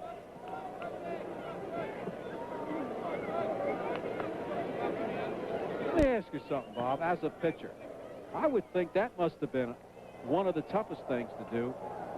Not ignore the base runner at first, knowing he might steal, and concentrate on the batter, but certainly you had to be conscious of it. Well, see, I've always said that when a pitcher worries more about the guy on first than he does the guy at home, then he's in trouble.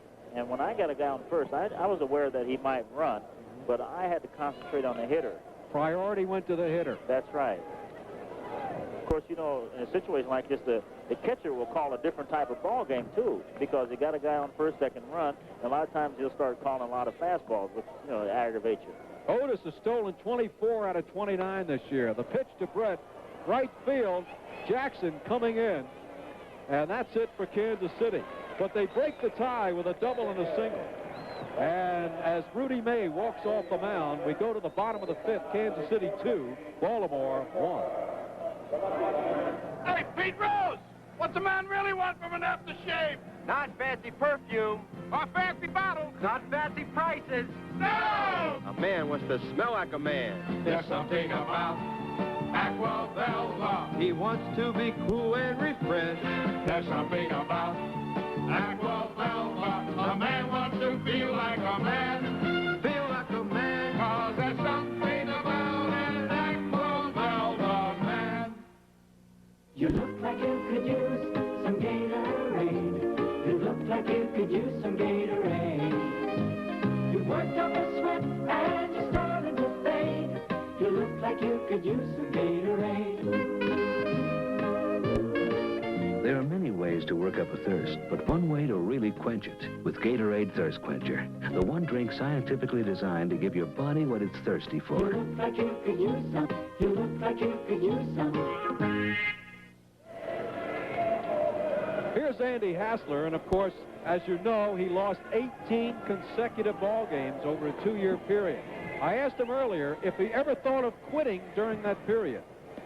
Well, there were some shaky moments there, but I always thought that I would eventually break the streak. I'm sorry that it went so long, you know, and it was, I think most of it I just put a lot of undue pressure on myself, and that probably hurt me more than anything. And getting traded over there, I started a 0-0 record as far as I was concerned, and I think that really helped me. Andy Hassler, who seemingly has turned it around since the trade from the Angels to the Royals. You know, a lot of times when you lose those ball games, it's not necessarily your fault either. A lot of things are involved. Spoken like a true pitcher. Here's Belanger, who grounded out in the second inning. Belanger, Blair, Duncan, and possibly others for Baltimore. The Orioles trail 2-1. Don't you think over a career, as you see Paul Blair on deck, over a career, Bob Gibson, and you won 251 ball games, don't you think it evens out? Some games you weren't as sharp, you won, and some games you really had it, but the team didn't score for you and you lost? I'm an ex-pitcher. The answer is no. Never evens out. Never evens out, huh? 2 balls and a strike to Mark Belanger. Kansas City leads 2-1 with 1 in the second and 1 in the fifth. Hassler against Rudy May. Belanger, fly ball left field. Wolford has it in range, and there's 1 down. You might have seen the patch of dirt in left field. That's because the Colts played an exhibition football game here, and there you see it. They tore up the turf.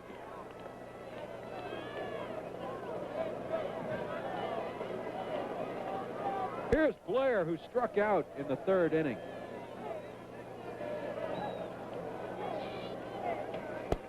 Bob, what about the season they lowered the pitching mound? Weren't you one of the leaders of speaking out against that, as I'm sure all pitchers were? But Blair, Patek, 2 down. Yeah, as a matter of fact, I think that particular year, when I had an ERA of 1.12, Drysdale had an ERA about 1.8. They had several other pitchers with good ERAs. I think that was the reason why they did tear the mound down. And the next year, of course, I didn't have that good of a year, but it was very difficult to try to adjust to it. And I still think it should be up. Once a pitcher, always a pitcher. That's right. Raise it back up 5 more inches and go get them. Here's Duncan, who popped out in the 3rd inning. Dave Duncan. Did you have a particular catcher you wanted when you pitched, Bob? I pitched with Tim McCarver most of my career, and it didn't really matter. I just hated to change catchers in the middle of a ball game. 1 ball pitch to Duncan, primarily because of what? Well, catchers call different types of games, and you're going into a ball game, and because your head's 15-0, they'll bring another catcher in, and he'll start calling a different game. You know, like your best pitch may have been a fastball or a slider, and he starts calling out a breaking balls and breaks up your concentration. He's got his own idea. Yes. On deck, Tommy Harper, number 12. 2-1, Kansas City leading, bottom of the 5th. 7 hits for Kansas City, 3 for Baltimore. Nobody on, 2 out. 3-0 to Duncan. And there has not been 1 walk in this ball game. Excellent control so far by both May and Hassler. 3-1 to Duncan. That was a foul tip also. Hassler is dazzling in them with breaking stuff, and then when he gets them looking for that curveball, he throws that high hard one, and it probably looks like a BB coming up there. 3-2 from Hassler, who has not walked a batter.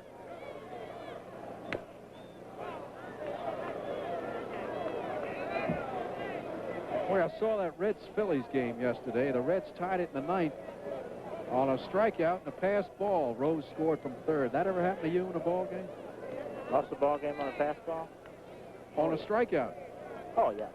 I don't know if I lost the game, but I've gone 2 or 3 games where I struck 4 guys out in the inning because of the pass ball on the last pitch. Sometimes those curveballs that are hard in the dirt are hard to catch. 3-2 to Duncan. And Brett, long throw. That's it. So the Orioles go out 1-2-3. Easy play, easy inning for Hassler. And at the end of 5 complete, it's Kansas City 2, Baltimore 1. We'll be back with more baseball after this word from our local station. This is ABC.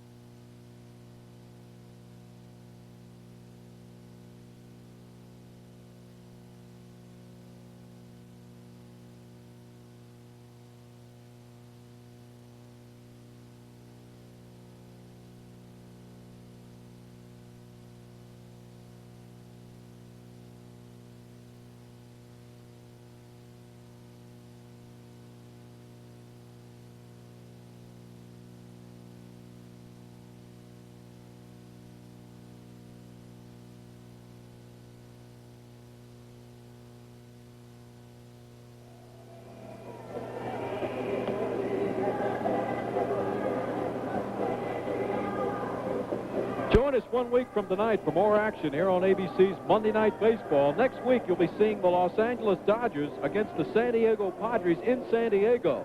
And if the rotation continues the same, then Randy Jones will pitch for San Diego next Monday night. And the Red Sox and the Yankees in New York.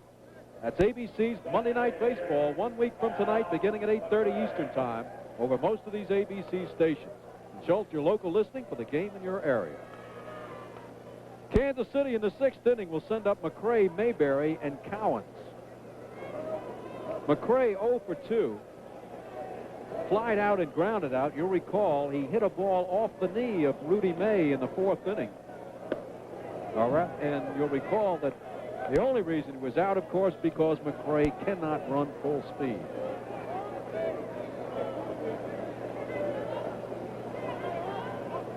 McRae in the last 2 seasons has hit .310 and .306, a bona fide 300 hitter now. Al McRae.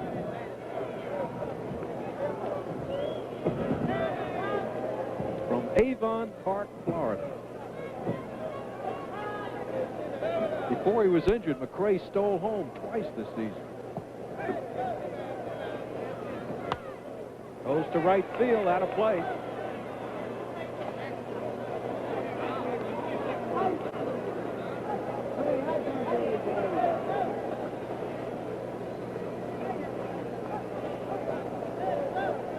The pitch to McRae up the... Oh, good play by Rudy May.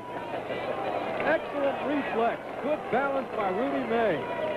And speaking of Rudy May, I've heard about odd injuries, but here's a guy who broke his arm when he tripped over his dog, Rudy May. Well, it was one night my wife and I were in the bedroom having something to eat, and I was taking the bowls back to the kitchen, and I had my dog, my family dog, that was on the kitchen floor, and I accidentally tripped over the dog and fell on my left elbow. My right wrist hit the ground, and I wound up breaking both arms. How about that? Broke his arm and wrist tripping over his dog in the middle of the night. He said broke both arms? Yeah. This is Mayberry, who's 1 for 2. Speaking of broken bones, I've always wanted to ask you this, Bob. 1967 in a game against the Pirates, I think it was the late Roberto Clemente, hit a ball off your leg and broke your leg, and you continued in the game and finished the inning. Mayberry, right side, Gritch, 4-3 if you're scoring. You know, Warner, when the ball comes back through the box or wherever it comes and it hits you, it deadens the area. It deadens the area where the ball makes contact. And you don't know really that your leg is broken. All you know is that you have a little sting there. And I didn't know that my leg was broken. I pitched to 3 other batters, and when I had a 3-2 pitch on the last hitter, I tried to strike him out, and I actually popped the bone in half, so it was just cracked a little bit, but you just don't know that. Here's Cowens, who takes it for a ball. Cowens 1 for 2, doubled in the second inning and scored on White's double, the first Kansas City run. So you finish the inning on a broken leg. Right. And they're always doing things to make things better for the hitters. That's why I say they ought to put that mound back up.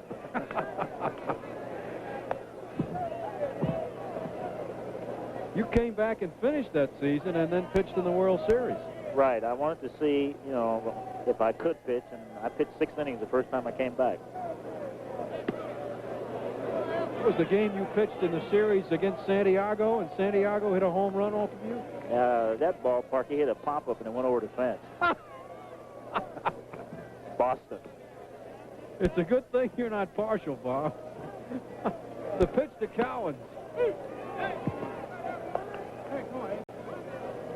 You had your share of home. You had 24 home runs. Yeah, but I hit mine in big parks. Ah.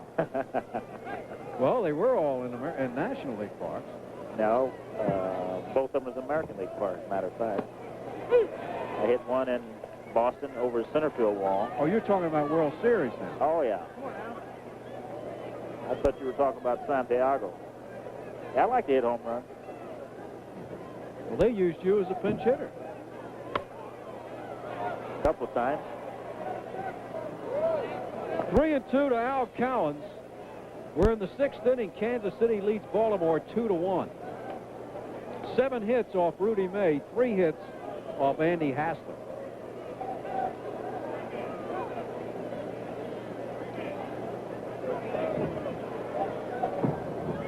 To Cowens, and that's up the middle, base hit.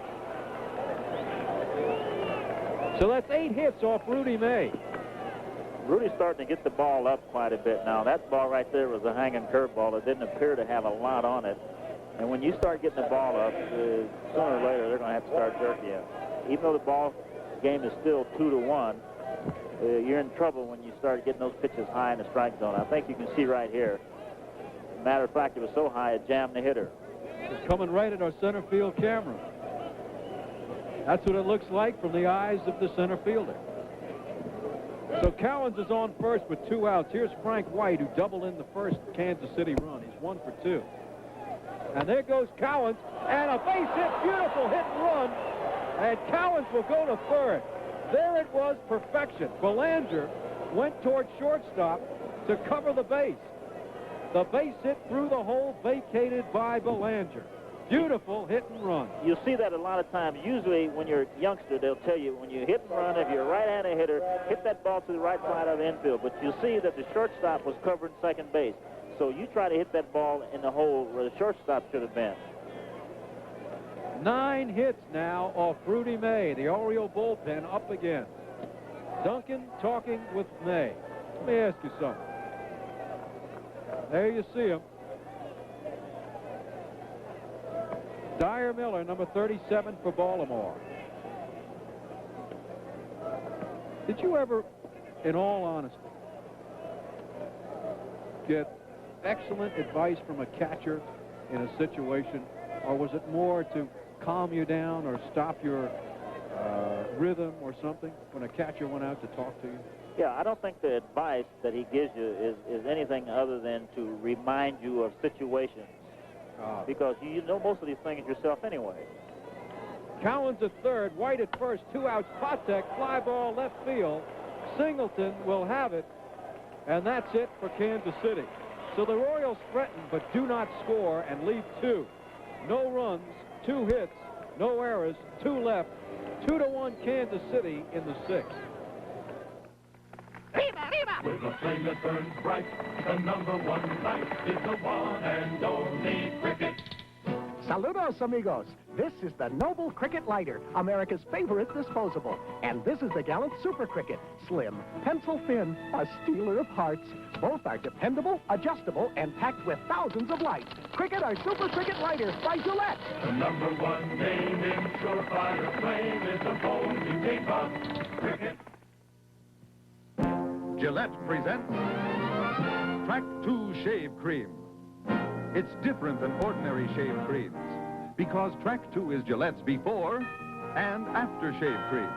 Before you shave, it softens whiskers for the smoothest shave possible. After you shave, special aftershave conditioners keep your skin soft and smooth. Conditioners that fight aftershave dryness. Track 2 Shave Cream with aftershave conditioners.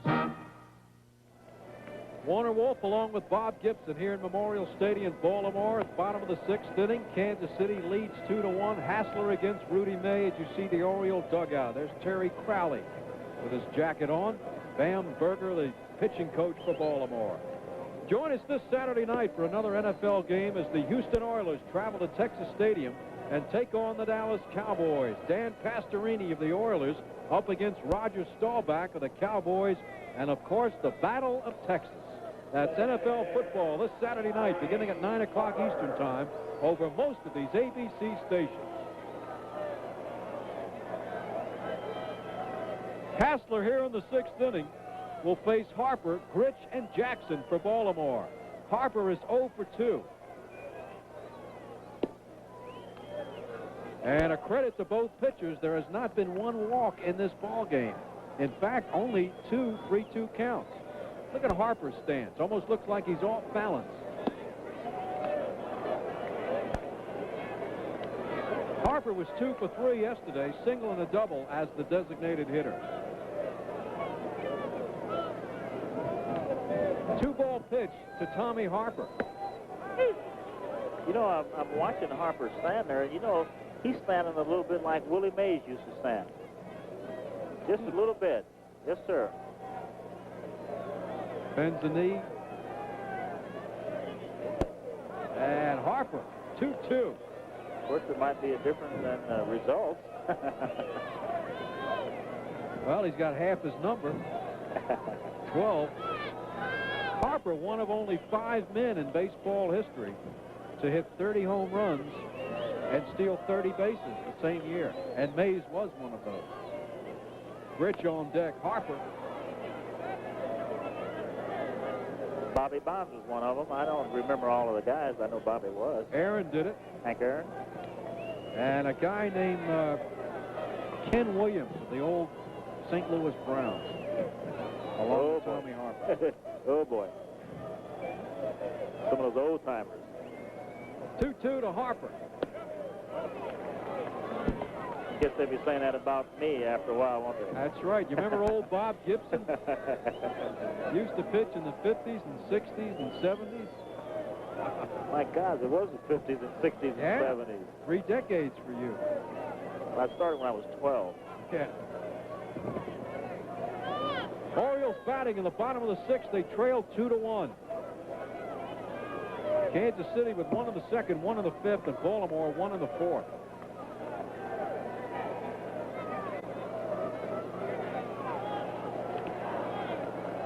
To Tommy Harper.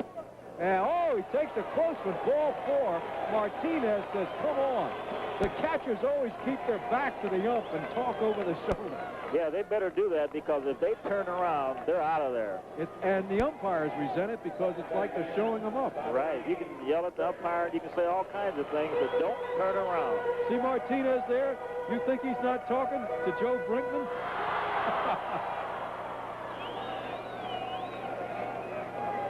So Harper, the first walk of the ball game, leading off the 6th inning, and here's Gritch, who's 1 for 2. Harper has stolen 4 bases in 6 attempts this season. Pretty good lead for Harper.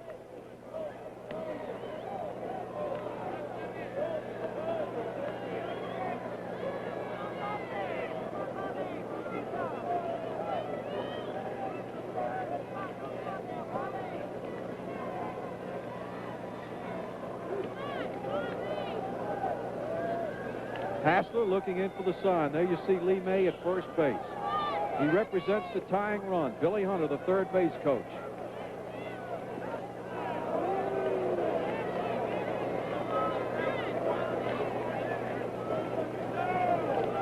Joe Morgan's got a shot at 30. Well, he already has over 40 stolen bases, and he's got 26 home runs. He could do it. Pitch to Gritch is high.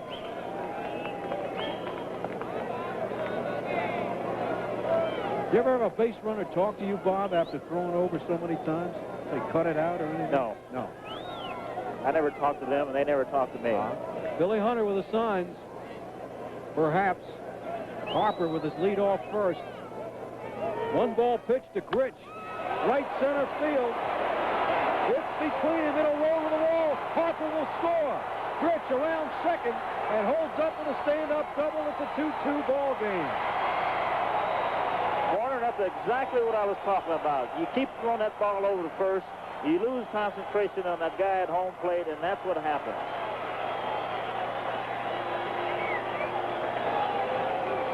All right, watch it again. Ball right down the middle of the plate. Because they hit out there in right center, nobody can get to it. Between Otis and Cowens, Harper scores from first. It's 2-2, and here's Reggie Jackson. Gritch at second. Gritch's 25th double of the year. His 44th run batted in. Jackson, 1 for 2 tonight. Looking for RBI number 80. You know, in this situation here, ordinarily you might even want to walk Reggie Jackson, but if you do, you got Lee May coming up there. You saw Tommy Harper in the Oriole dugout after scoring the tie. Look at the bugs. See the bugs around Gritch? There's Jackson. Look at those bugs. Get some spray out there. The pitch to Jackson. This will move Gritch to third. So Gritch moves to third with 1 out. Jackson is out 4-3. That's the way you play the game. You got a man on second base. You don't have any out. You hit that ball to the right side infield. Here's Lee May now. He has 83 runs batted in.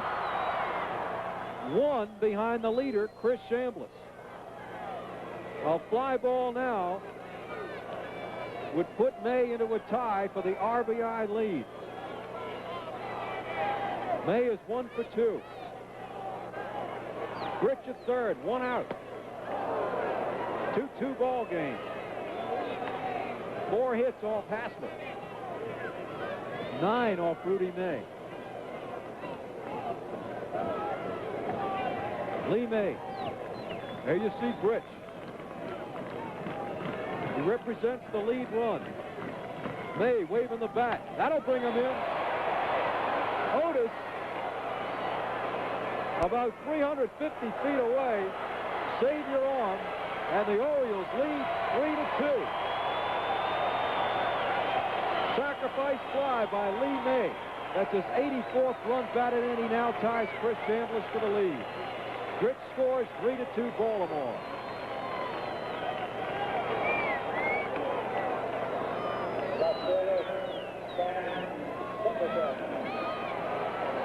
There you see Gritch. There you see Jim Palmer. Here's Singleton.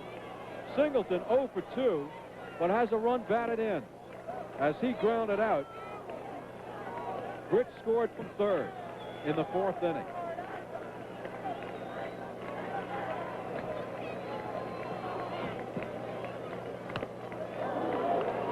To Kenny Singleton.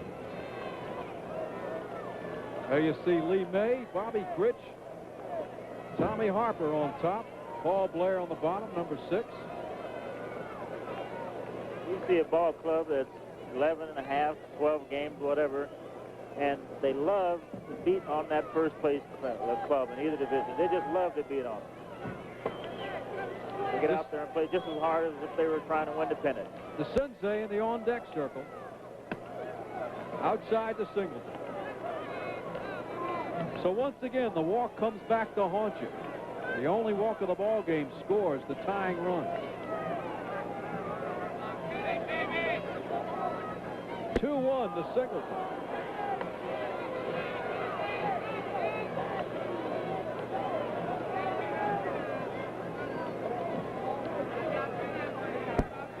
Singleton, former New York Met, former Montreal Expos.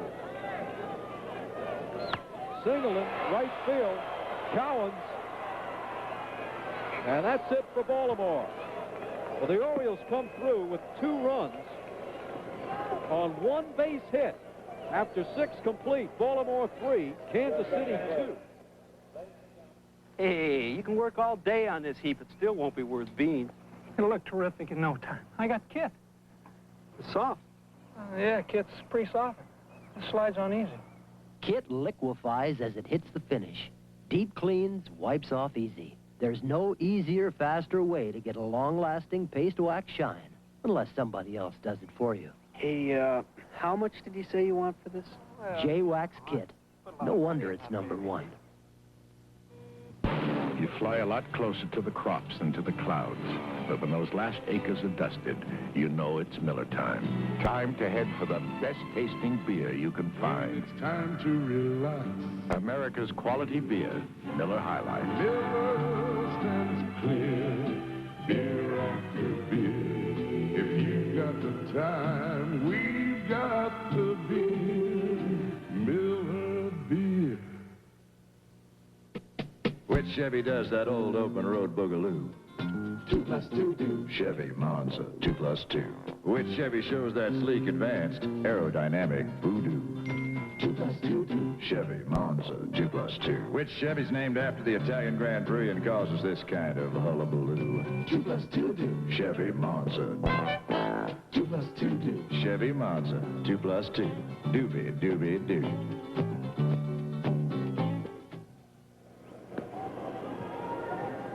Rudy May, approaching the 7th inning now, will face Martinez, Wolford, and Otis. Bob, the year you had an earned run average of 1.12. Did you go into each ball game thinking you were going to pitch a shutout? I think you have to go into any ball game like that in order to be a good pitcher. You go out there with the idea you're going to pitch a shutout, and then when you give up one run, that's it. They're not going to get any more runs than that. You have to have that idea. Martinez 0 for 2 tonight. Flied out and grounded out. John Buck Martinez. Now Martinez and Fitzmaurice are the only original Kansas City Royals who have been with the ball club since they came into existence 8 years ago. Martinez came over from the Houston organization. So only 2 left from the original Royals.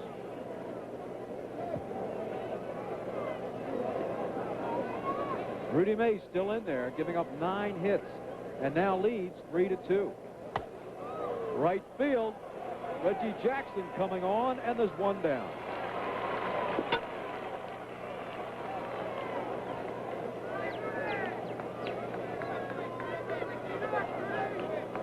That'll bring up Wolford, who's 2 for 3. Wolford a single and a double.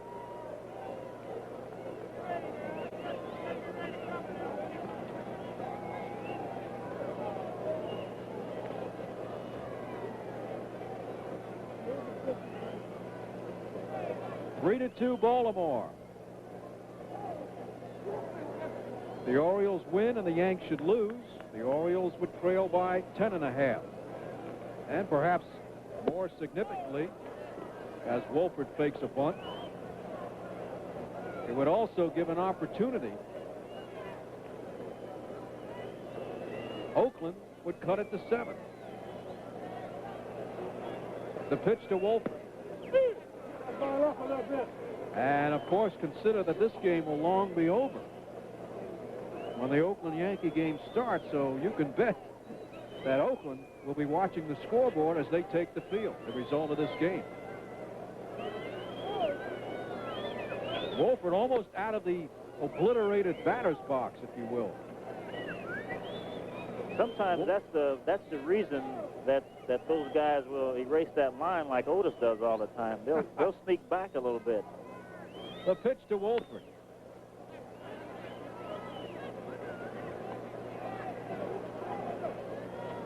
Of course, the idea there is the further back you are, the longer you get a chance to see that ball. Right. And get it after it breaks, too. That's right. Memorial Stadium. There you see Rudy May. Orioles came here in 1954 from St. Louis. They, of course, were the St. Louis Browns. 23rd year here in Baltimore for the Orioles. 3-2 to Jim Wolford. Left center. Blair on his horse near the fence. That's it. 2 down.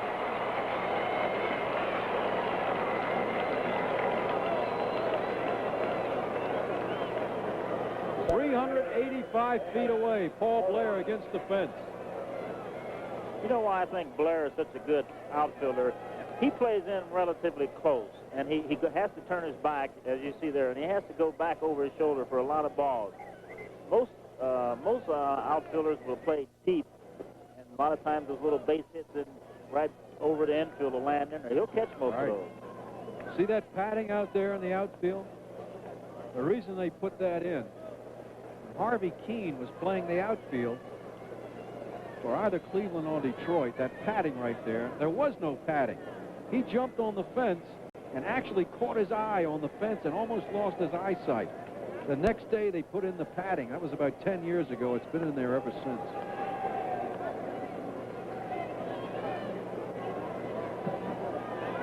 Two down, and here's Otis. Otis 2 for 3 tonight. Single in the first, struck out in the third, and single in the fifth, and put Kansas City ahead 2-1. And he's not trying to single right now. He's going for the pump. He wants to hit one out there and tie this thing up. I would think that would be to the pitcher's advantage, knowing that. Well, it doesn't mean that you can always get him out, though. But if you know a man is swinging for the home run, don't you have a better chance of getting him out? Well, I don't know if you have a better chance of getting him out, but you have a better chance of fooling him. That's not to say that you're going to get him out. Right.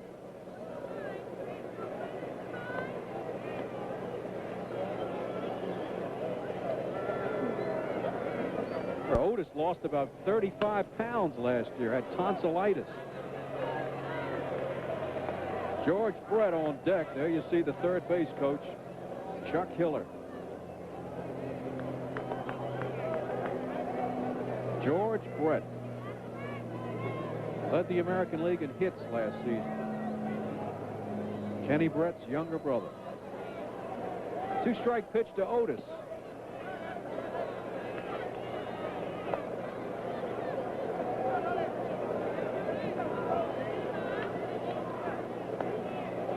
Amos Otis. There you see the Oriole alignment, how they play Amos Otis. Otis still only 29 years old. Now in his 7th year. Otis, and that'll be a foul ball.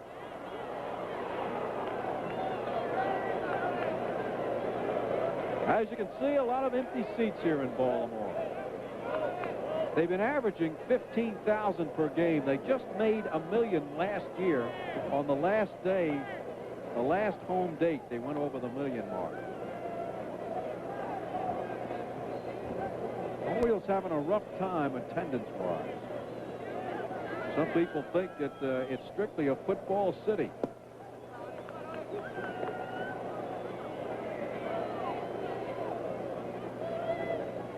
Two and 2 to Amos Otis. 3-2 Orioles lead. We're in the top of the 7th in Baltimore.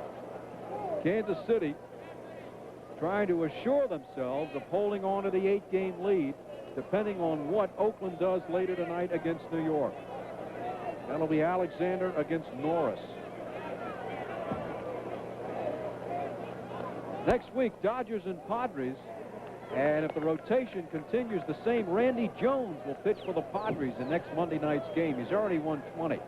And the other game, New York and Boston. Otis, ground ball, Belanger. And that's it for Kansas City. 1-2-3. A strong inning. A good comeback by Rudy May. So we go to the home 7th now. Baltimore 3, Kansas City 2.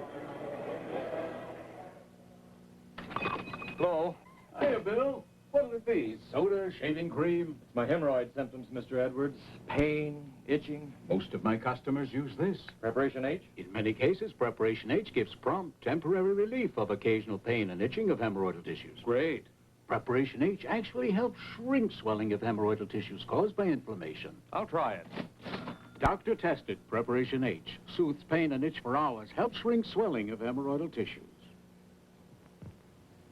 Ever since the automobile was invented, people have looked for ways to get more miles to the gallon of gasoline.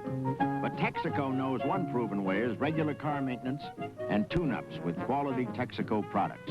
Replace spark plugs and points to help keep your car running at its best and to help get the most out of every gallon. This is Bob Hope for Texaco.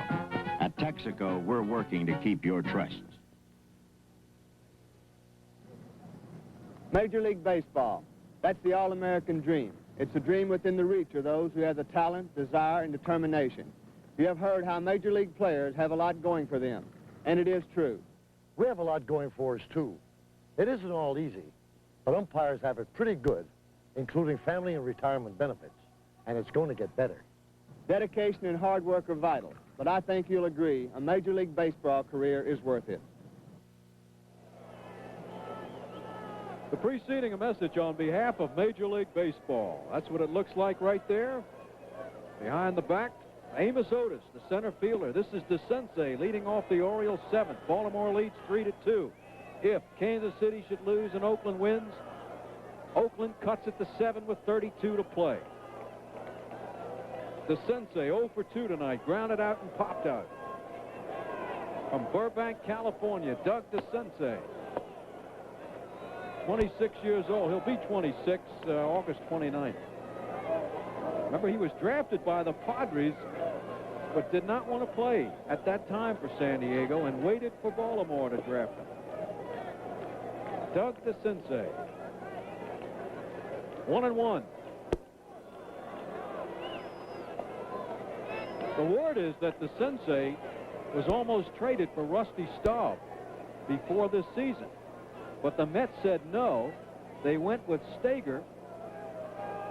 And then, of course, Staub was traded for Mickey Lolich.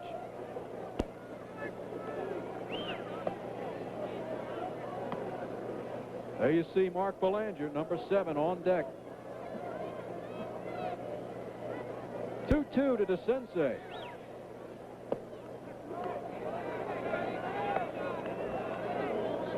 Andy Hassler. 6'5", 215 pounds, from Texas City, Texas. They picked him help to replace Busby, who, of course, went on the disabled list. 3-2. He walked him. So Hassler walks the second man in 2 innings, and that'll bring up Belanger and possibly Bob Gibson. With a 3-2 lead here in the 7th, we could possibly look for a bunt and perhaps an insurance run by Baltimore. There you see Billy Hunter. Well, if I were managing a ball club, I sure would get him over to second base some way. Billy Hunter, who, of course, talk about trades, was involved in the biggest trade in baseball history.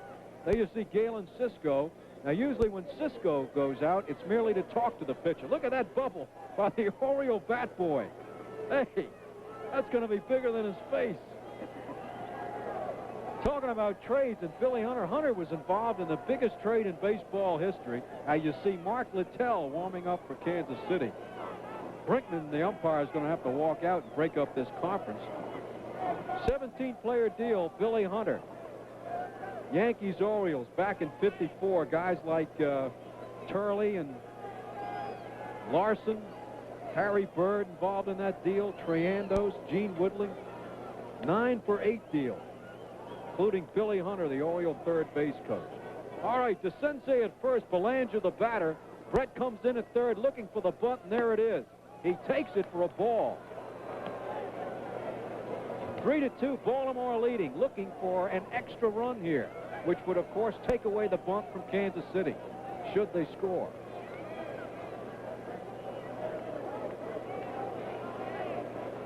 DeCense, short lead off first. Belanger is 0 for 2. Squares to bunt. Misses.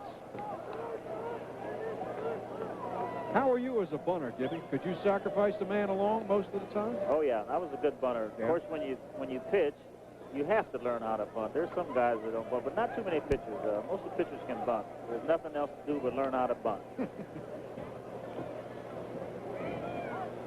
George Brett in at third base. Mayberry, of course, will come in from first. 1-1 to Belanger, and he takes it high for a ball. Now, of course, Hassler wants to throw it high because the pitch is hard to bunt. Well, not that high, though. Yeah, a high pitch, usually you have a tendency to pop that thing up, and that's why they want it up there. Usually you throw it up and in, not up and away. He's getting away a little bit. You throw it up and in, have a tendency to bunt it in the air. 2-1 to Belanger, and he misses the bunt again. Well, I'm watching his technique and bunting, and you can definitely tell that he's a hitter. He's not a pitcher, because pitchers know how to bunt. He's trying to bunt that ball with his back behind the plate, and that's not the way to do it. All right, now. Assuming they take the bunt sign off Belanger with a 2-2 count. The Sensei at first, nobody out. Baltimore leads 3-2. We're in the bottom of the 7th inning. Belanger swing and a miss. The Sensei back to first. So in this case, Belanger fails to do his job of moving the runner up. That'll bring up Paul Blair. Blair's 0 for 2 tonight, struck out and grounded out. Billy Hunter down at third base. Was a shortstop for the Orioles. In fact, when they first came here in '54.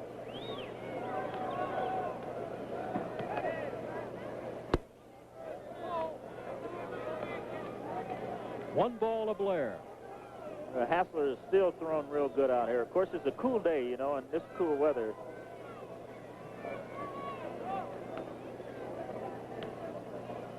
Paul Blair, the batter, fouled off. We're in the bottom of the 7th inning as we welcome the people from the Cincinnati-St. Louis ball game. The Orioles lead 3-2.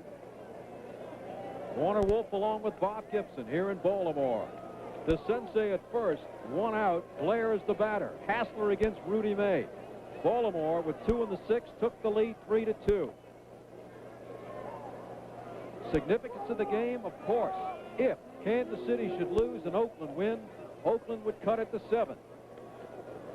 If Kansas City wins and Oakland loses, then Kansas City increases their lead to 9. 1-1 to Blair, and that'll be a base hit in the left field. The Sensei will stop at second. The Royals have runners at first and second and 1 out. The 5th hit off Andy Hassler.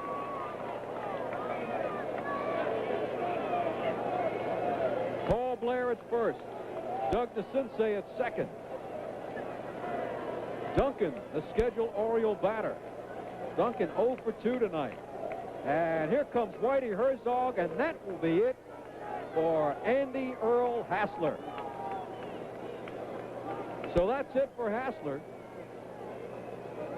who leaves after going 6 1/3 innings.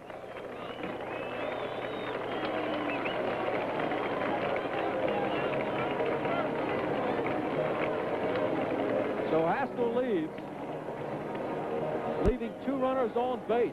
Hassler, after winning 4 in a row, and Mark Littell will come in and try and hold it at least 3-2 for Kansas City. Mark Littell, who has come on strong as a relief pitcher for Kansas City. Now, for those people watching the Reds-Cardinals game, let's go back in that area with Al Michaels. So this is Mark Littell. Littell this season for Baltimore has for Kansas City, as he comes in to face Baltimore, has won 7 and lost 3, and has an earned run average of 1.75, and is one of the big reasons the Royals are in first place. We'll be back in just a moment.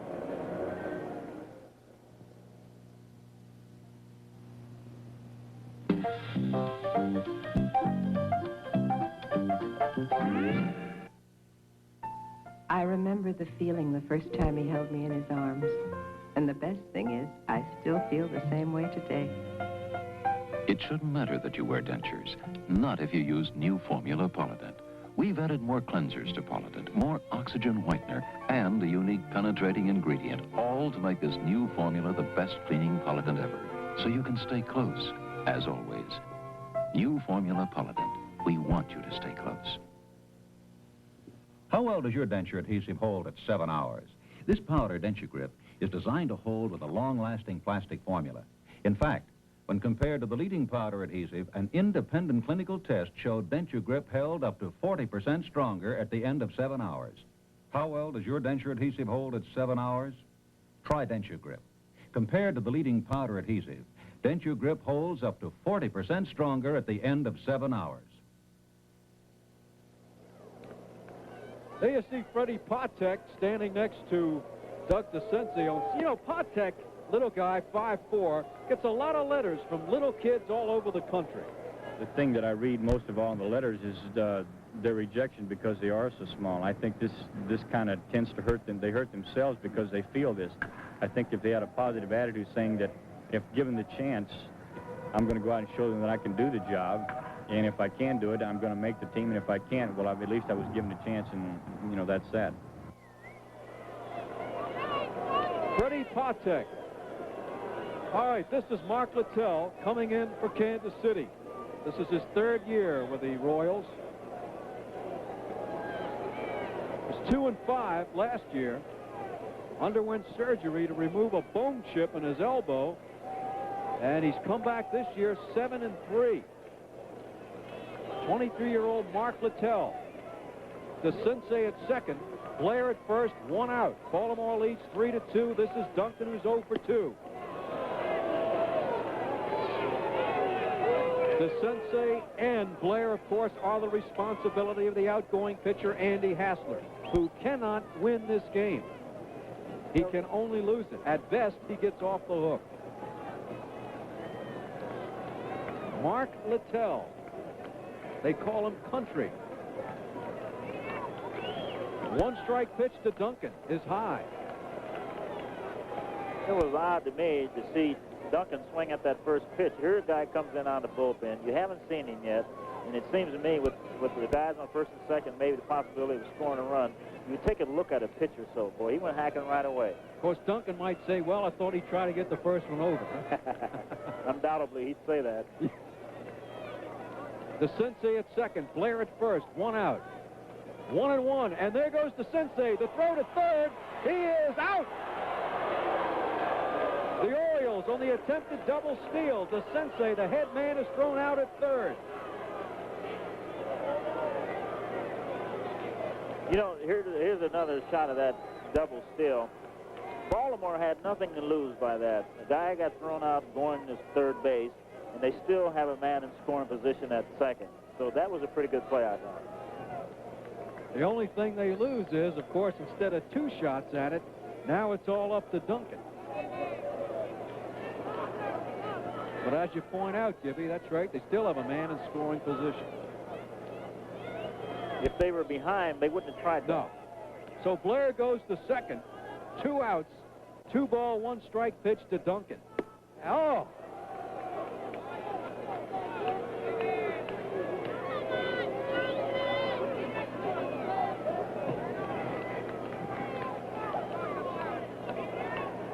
Littell came up as a starting pitcher, and there was a question whether he could take the everyday wear and tear as a relief pitcher following surgery. He has proved that he can. 2-2 to Duncan with Blair at second.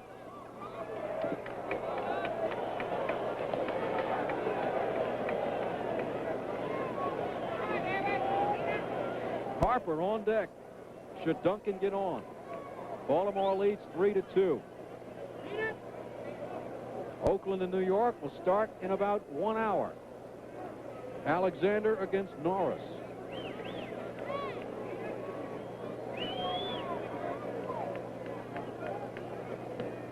Blair at second. 2-2 to Duncan. Almost went for an outside pitch.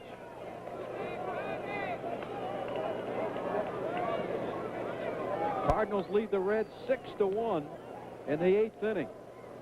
So the Cardinals, 2 straight weeks hitting the Reds on ABC Monday Night Baseball.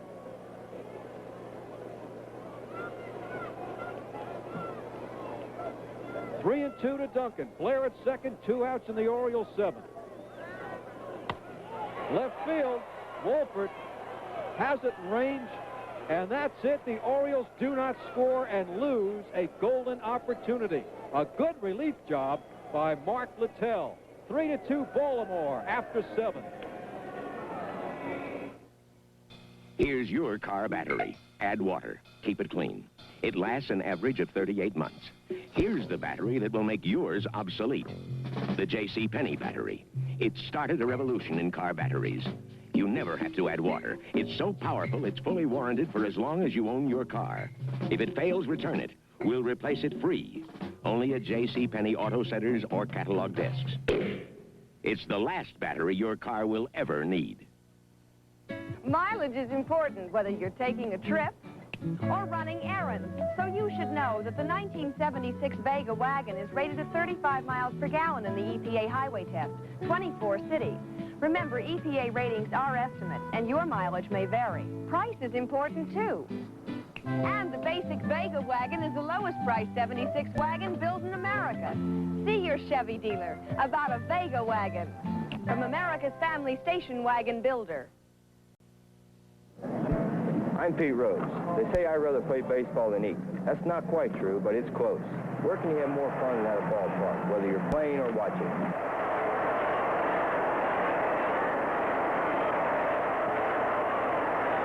It's a place where you can take the whole family. A baseball game offers something for everyone. There's fun, there's excitement, there's suspense, clean air, friendly neighbors, and good food, too.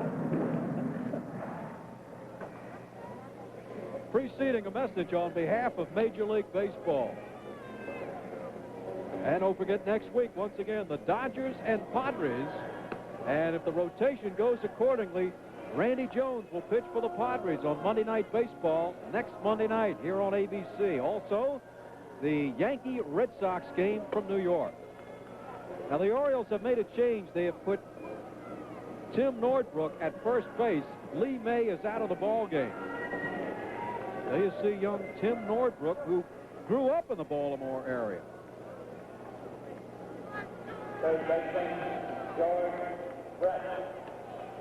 The Royals here in the 8th inning will send up Brett McCray and Mayberry. Excuse me, I believe I said Nordbrook at Muser. Correction, Muser at first base for Baltimore. Tony Muser.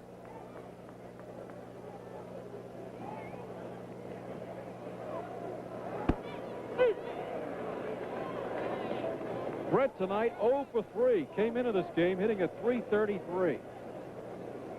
So put Muser at first base, replacing Lee May. And excuse me for the correction.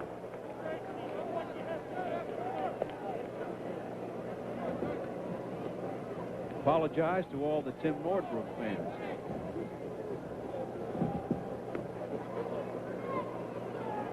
Brett due for a hit tonight. Of course, anytime a guy's hitting .333 this late in the season, and he's 0 for 3 and up for the 4th time without a hit, he is due.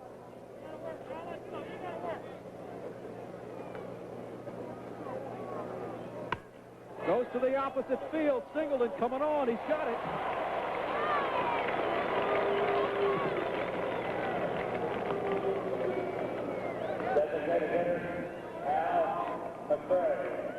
Brett's having a hard time.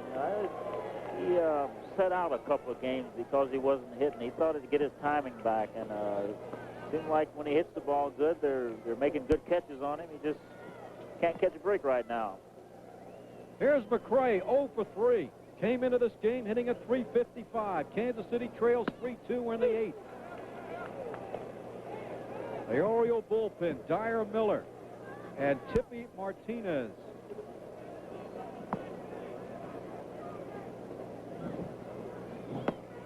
Outside to McCray.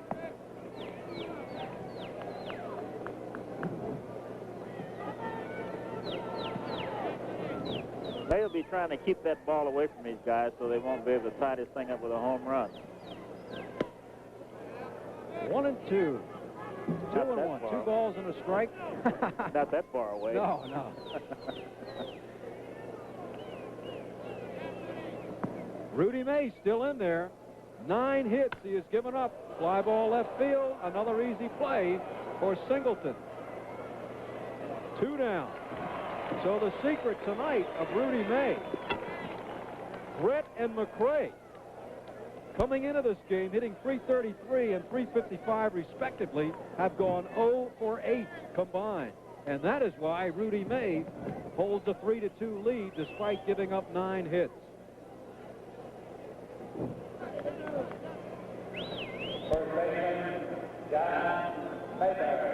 Mayberry, 1 for 3 tonight, singled in the 4th inning.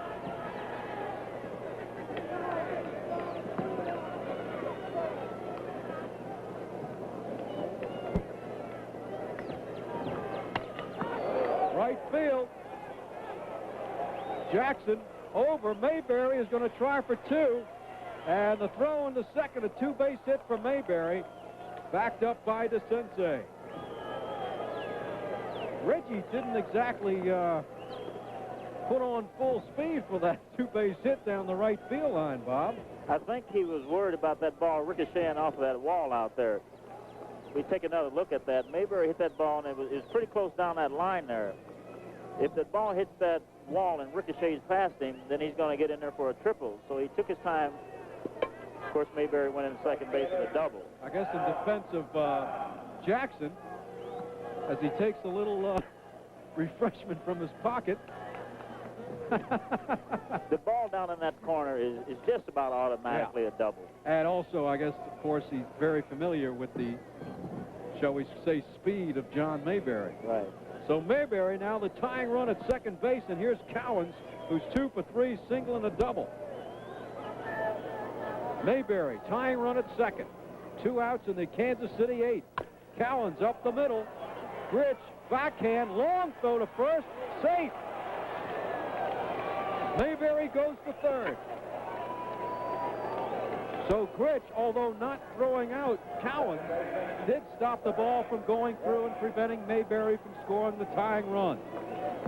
Carlos May is a little unhappy about that. He made a real good pitch on the hitter, and the guy was lucky enough to hit the ball in front of the plate and took that big high hop. Nobody could do anything about it. Now, Rudy May has now given up 11 hits. Here's that ball bouncing off that plate. Didn't land until it was behind second base. There's nothing you can do about it. Tell you what, if that's AstroTurf, if this game is played in Kansas City, that's a base hit to center field. Well, I tell you what, and the run would have scored. So Kansas City now, with Mayberry at third, Cowens at first, Frank White the batter. He's 2 for 3, a single and a double. He knocked in the first run of the ball game. And Frank wants a new bat.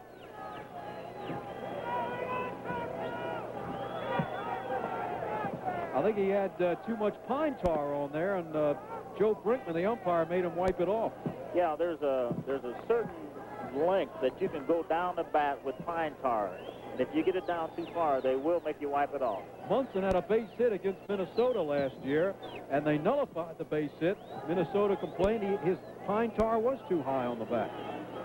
So Kansas City, runners at first and third, 2 outs, 8th inning. Kansas City trails 3-2. Right side, Grich backs up, throw to first. That's it. The Royals do not score with a single and a double. We go to the bottom of the 8th. Baltimore 3, Kansas City 2.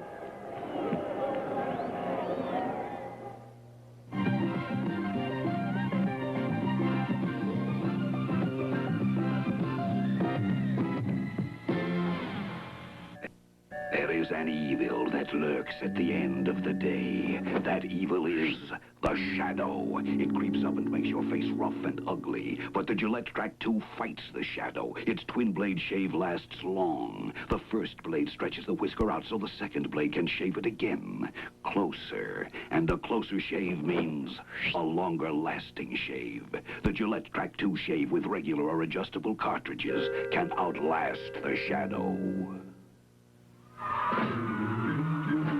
Papermate has invented the unstoppable pen. Leather can't stop this Papermate. Cloth can't stop this Papermate. Even gravity can't stop this Papermate from writing. Because it's the only pen in the world with a tiny ink pump that forces ink to the point. You just can't stop it. You just can't stop it. You just can't stop it. Papermate. Papermate, the unstoppable pen. As we see Tommy Harper in the Oriole dugout, a reminder this Saturday on ABC's Wide World of Sports, the 300-mile late model stock car race from the famed Daytona International Speedway in Daytona Beach, Florida. Also, Wide World of Sports will be in Philadelphia for the National AAU Weightlifting Championships, featuring competition in the heavyweight and super heavyweight classes.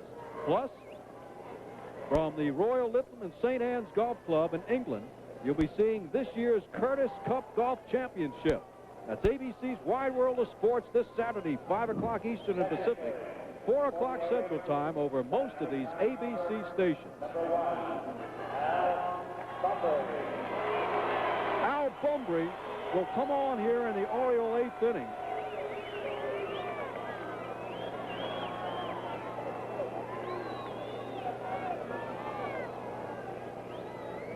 And bat for Tommy Harper. So Bumbry off the bench.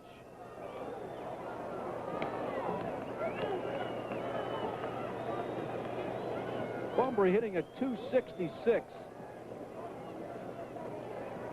Remember, he had the great rookie season.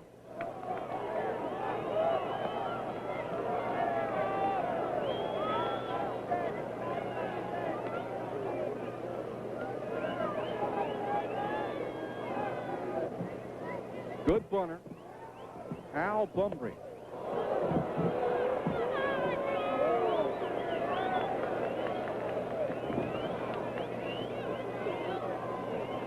Bobby Grich on deck.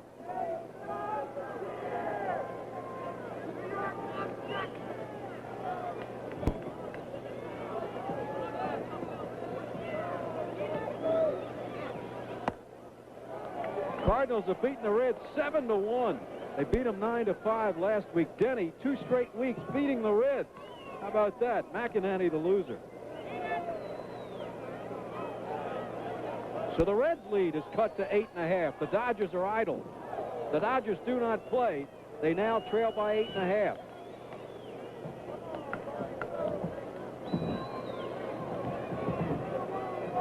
And if I'm not mistaken, it's 7 in the loss column. 3-2 to Al Bumbry. Alonzo Benjamin Al Bumbry. He's got it. So Littell, who came on in the 7th inning, strikes out Bumbry.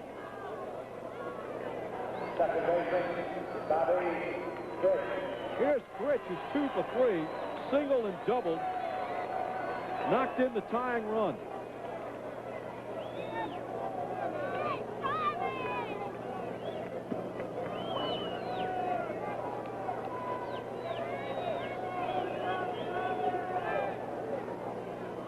One out here on the bottom of the 8th, 3-2 Baltimore. If you're looking ahead to the Kansas City 9th, it'll be Patek, Martinez, and Wolford. Unless Whitey Herzog goes to the bench. 2 balls to Bobby Grich. There you see Reggie Jackson. Well, this Littell throws really hard. He's got a good slider. Best pitch is fastball, and he's bringing it right now.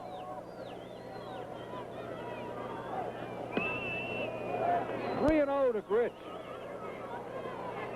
And Littell walks off the mound.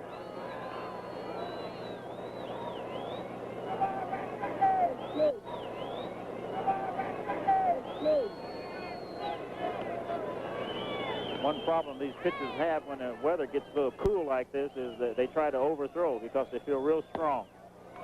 He lost him.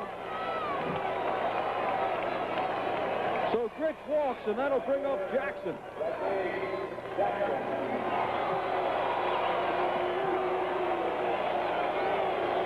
And listen to that. Now they cheer Reggie Jackson. Well, I guess it depends who comes to the game on which night. I think there's a few boos in there, too. Were you ever booed, Bob, at home? Once. I went out there, and I was pitching, and in 2/3 of the innings, the score was 11-0.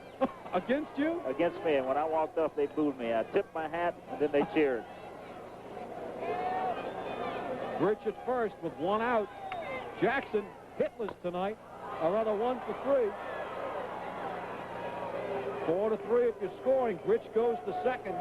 2 down, and that'll bring up Lee May. So Jackson goes 1 for 4.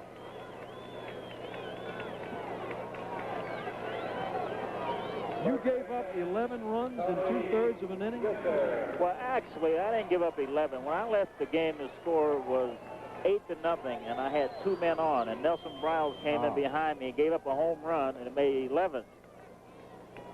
And those 2 runs were mine, though. At least you can't accuse the manager of yanking you too fast. He didn't have time to warm anybody up. Oh, I see.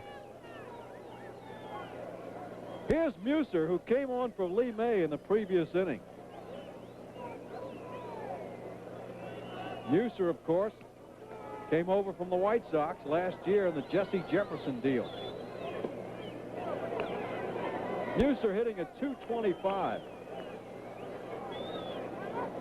Muser, unfortunately, excellent fielding first baseman, but has always played behind good hitting first baseman. Scott, Richie Allen, Lee May. 282 lifetime coming into this season. Tony Muser with Gritch at second and 2 outs.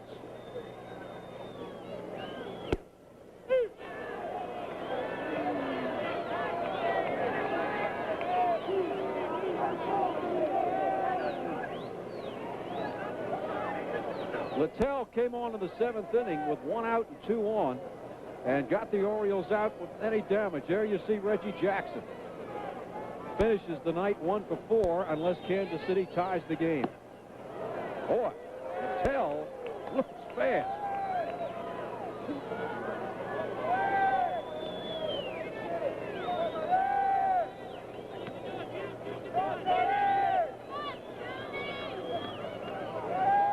No, they don't have many people here, but they're making a lot of noise. 1 ball, 2 strikes to Tony Muser. Gritch at second, 2 outs, 3-2 Baltimore. Bottom of the 8th.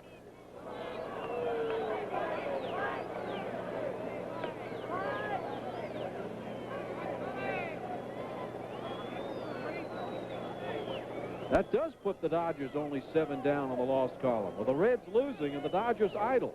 It's 8.5, but it's 7 in the loss column. And that, of course, is where it's all at. In that loss column. You can't make up the losses, as they say. Sparky Anderson said they will not catch him. There will be nothing like that. All right. 1-2 to Muser. Pops him up. Brett calls. That's it. So the Orioles do not score on the 8th. We go to the top of the 9th. It's Baltimore 3, Kansas City 2. We'll be back with more baseball after this word from our local station. This is ABC.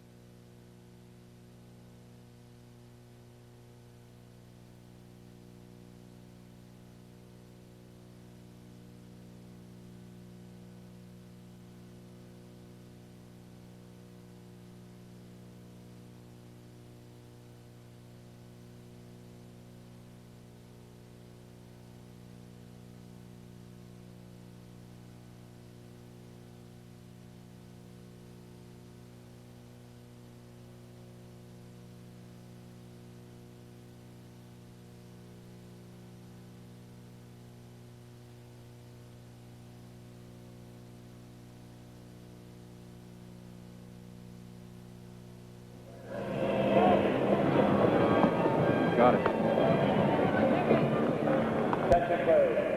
Thursday night, September the 9th, ABC ushers in its 11th consecutive season of the NCAA college football from Tempe, Arizona, as the Sun Devils of Arizona State host the Bruins of UCLA. Arizona State, of course, ranked number 2 in the nation, undefeated, untied in 75, and victors over Nebraska in the Fiesta Bowl, facing the defending Rose Bowl champion UCLA.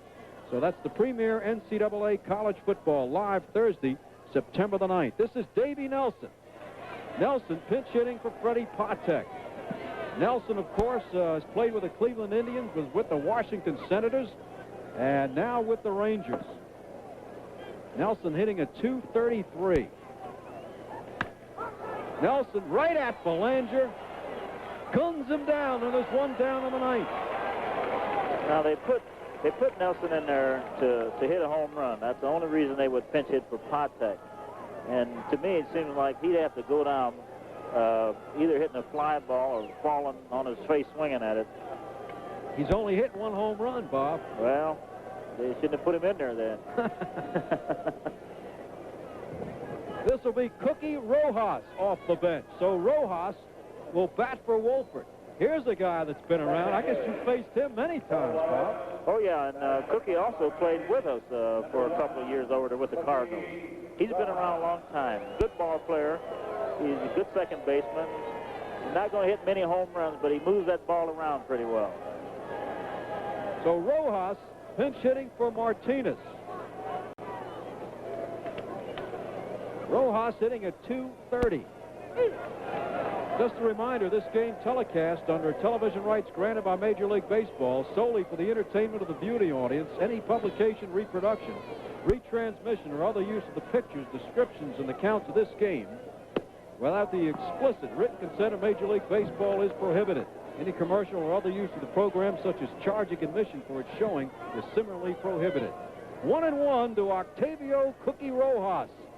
37-year-old Cookie Rojas. 16th year of the majors.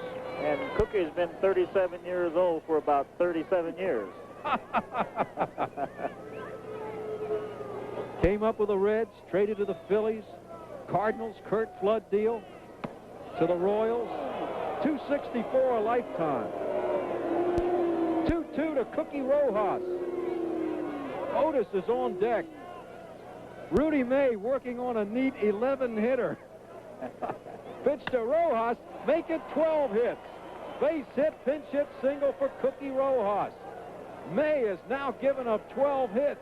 He's still in there. It's not the number of hits, it's the number of men that come across that plate. Rupert Jones will pinch run for Rojas. A gain of about 15 years there. Rupert Jones only 22, Rojas 37.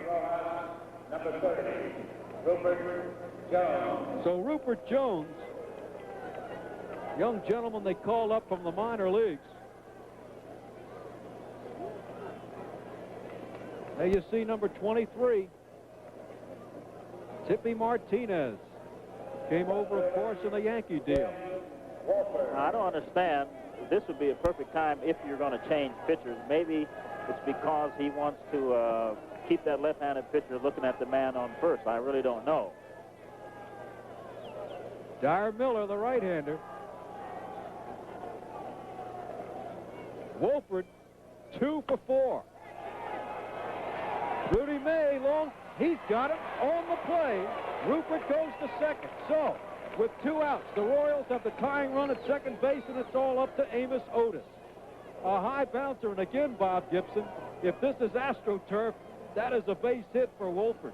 That's right. That ball would have gone way over third baseman's head. Rudy made a real good play out of that, turn around and throw him out. It's something you have to do, though, if you're going to win. The ball bounces around there, and once you let go of that pitch, you're no longer a pitcher, you're an infielder. You got to learn to do something with it. That's right. All right, this is Otis. Otis 2 for 4, single and a double. Came into this game hitting at .294. Keep in mind, Otis 14 for 38 against Baltimore. 14 for 38 in the 10 games head-to-head against Baltimore. I think maybe Bob Gibson, if I had to pick one guy, considering Brett and McCray are 0 for 8 tonight, this is the guy I'd want up if I was Kansas City. Yeah, I agree with you. Rupert Jones, the tying run at second base with 2 outs. A base hit, and he scores.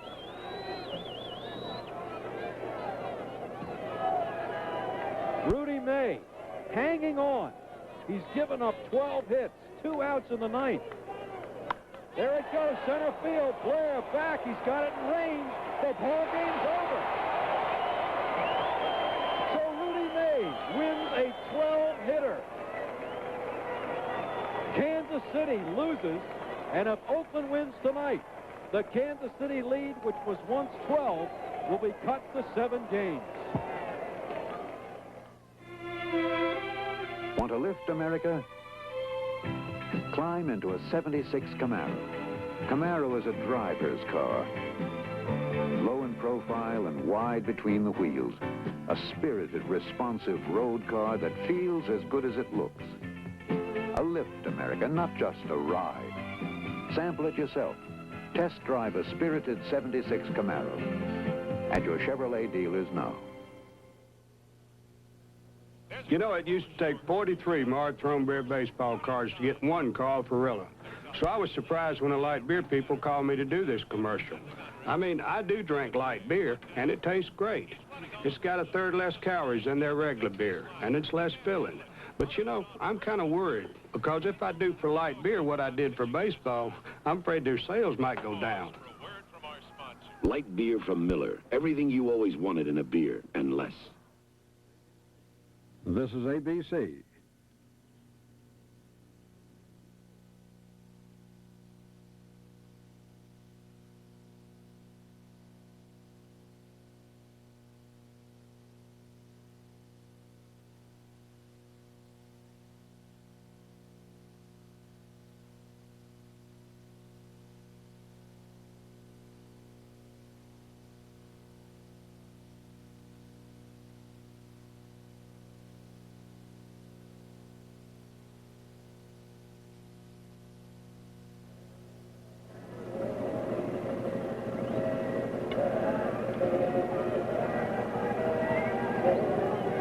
As we see Amos Otis fly out to end the ball game with a tying run on second base, the final score, Baltimore 3, Kansas City 2. This is Warner Wolf for Bob Gibson, reminding you that ABC's Monday Night Baseball returns next week over most of these ABC stations. You'll see Los Angeles at San Diego with Randy Jones, or Boston at New York. Check your local listing for the game and time in your area. Travel arrangements made through a promotional fee paid by United Airlines. United with wide-body 747s to Hawaii. More people fly the friendly skies to Hawaii than any other airline.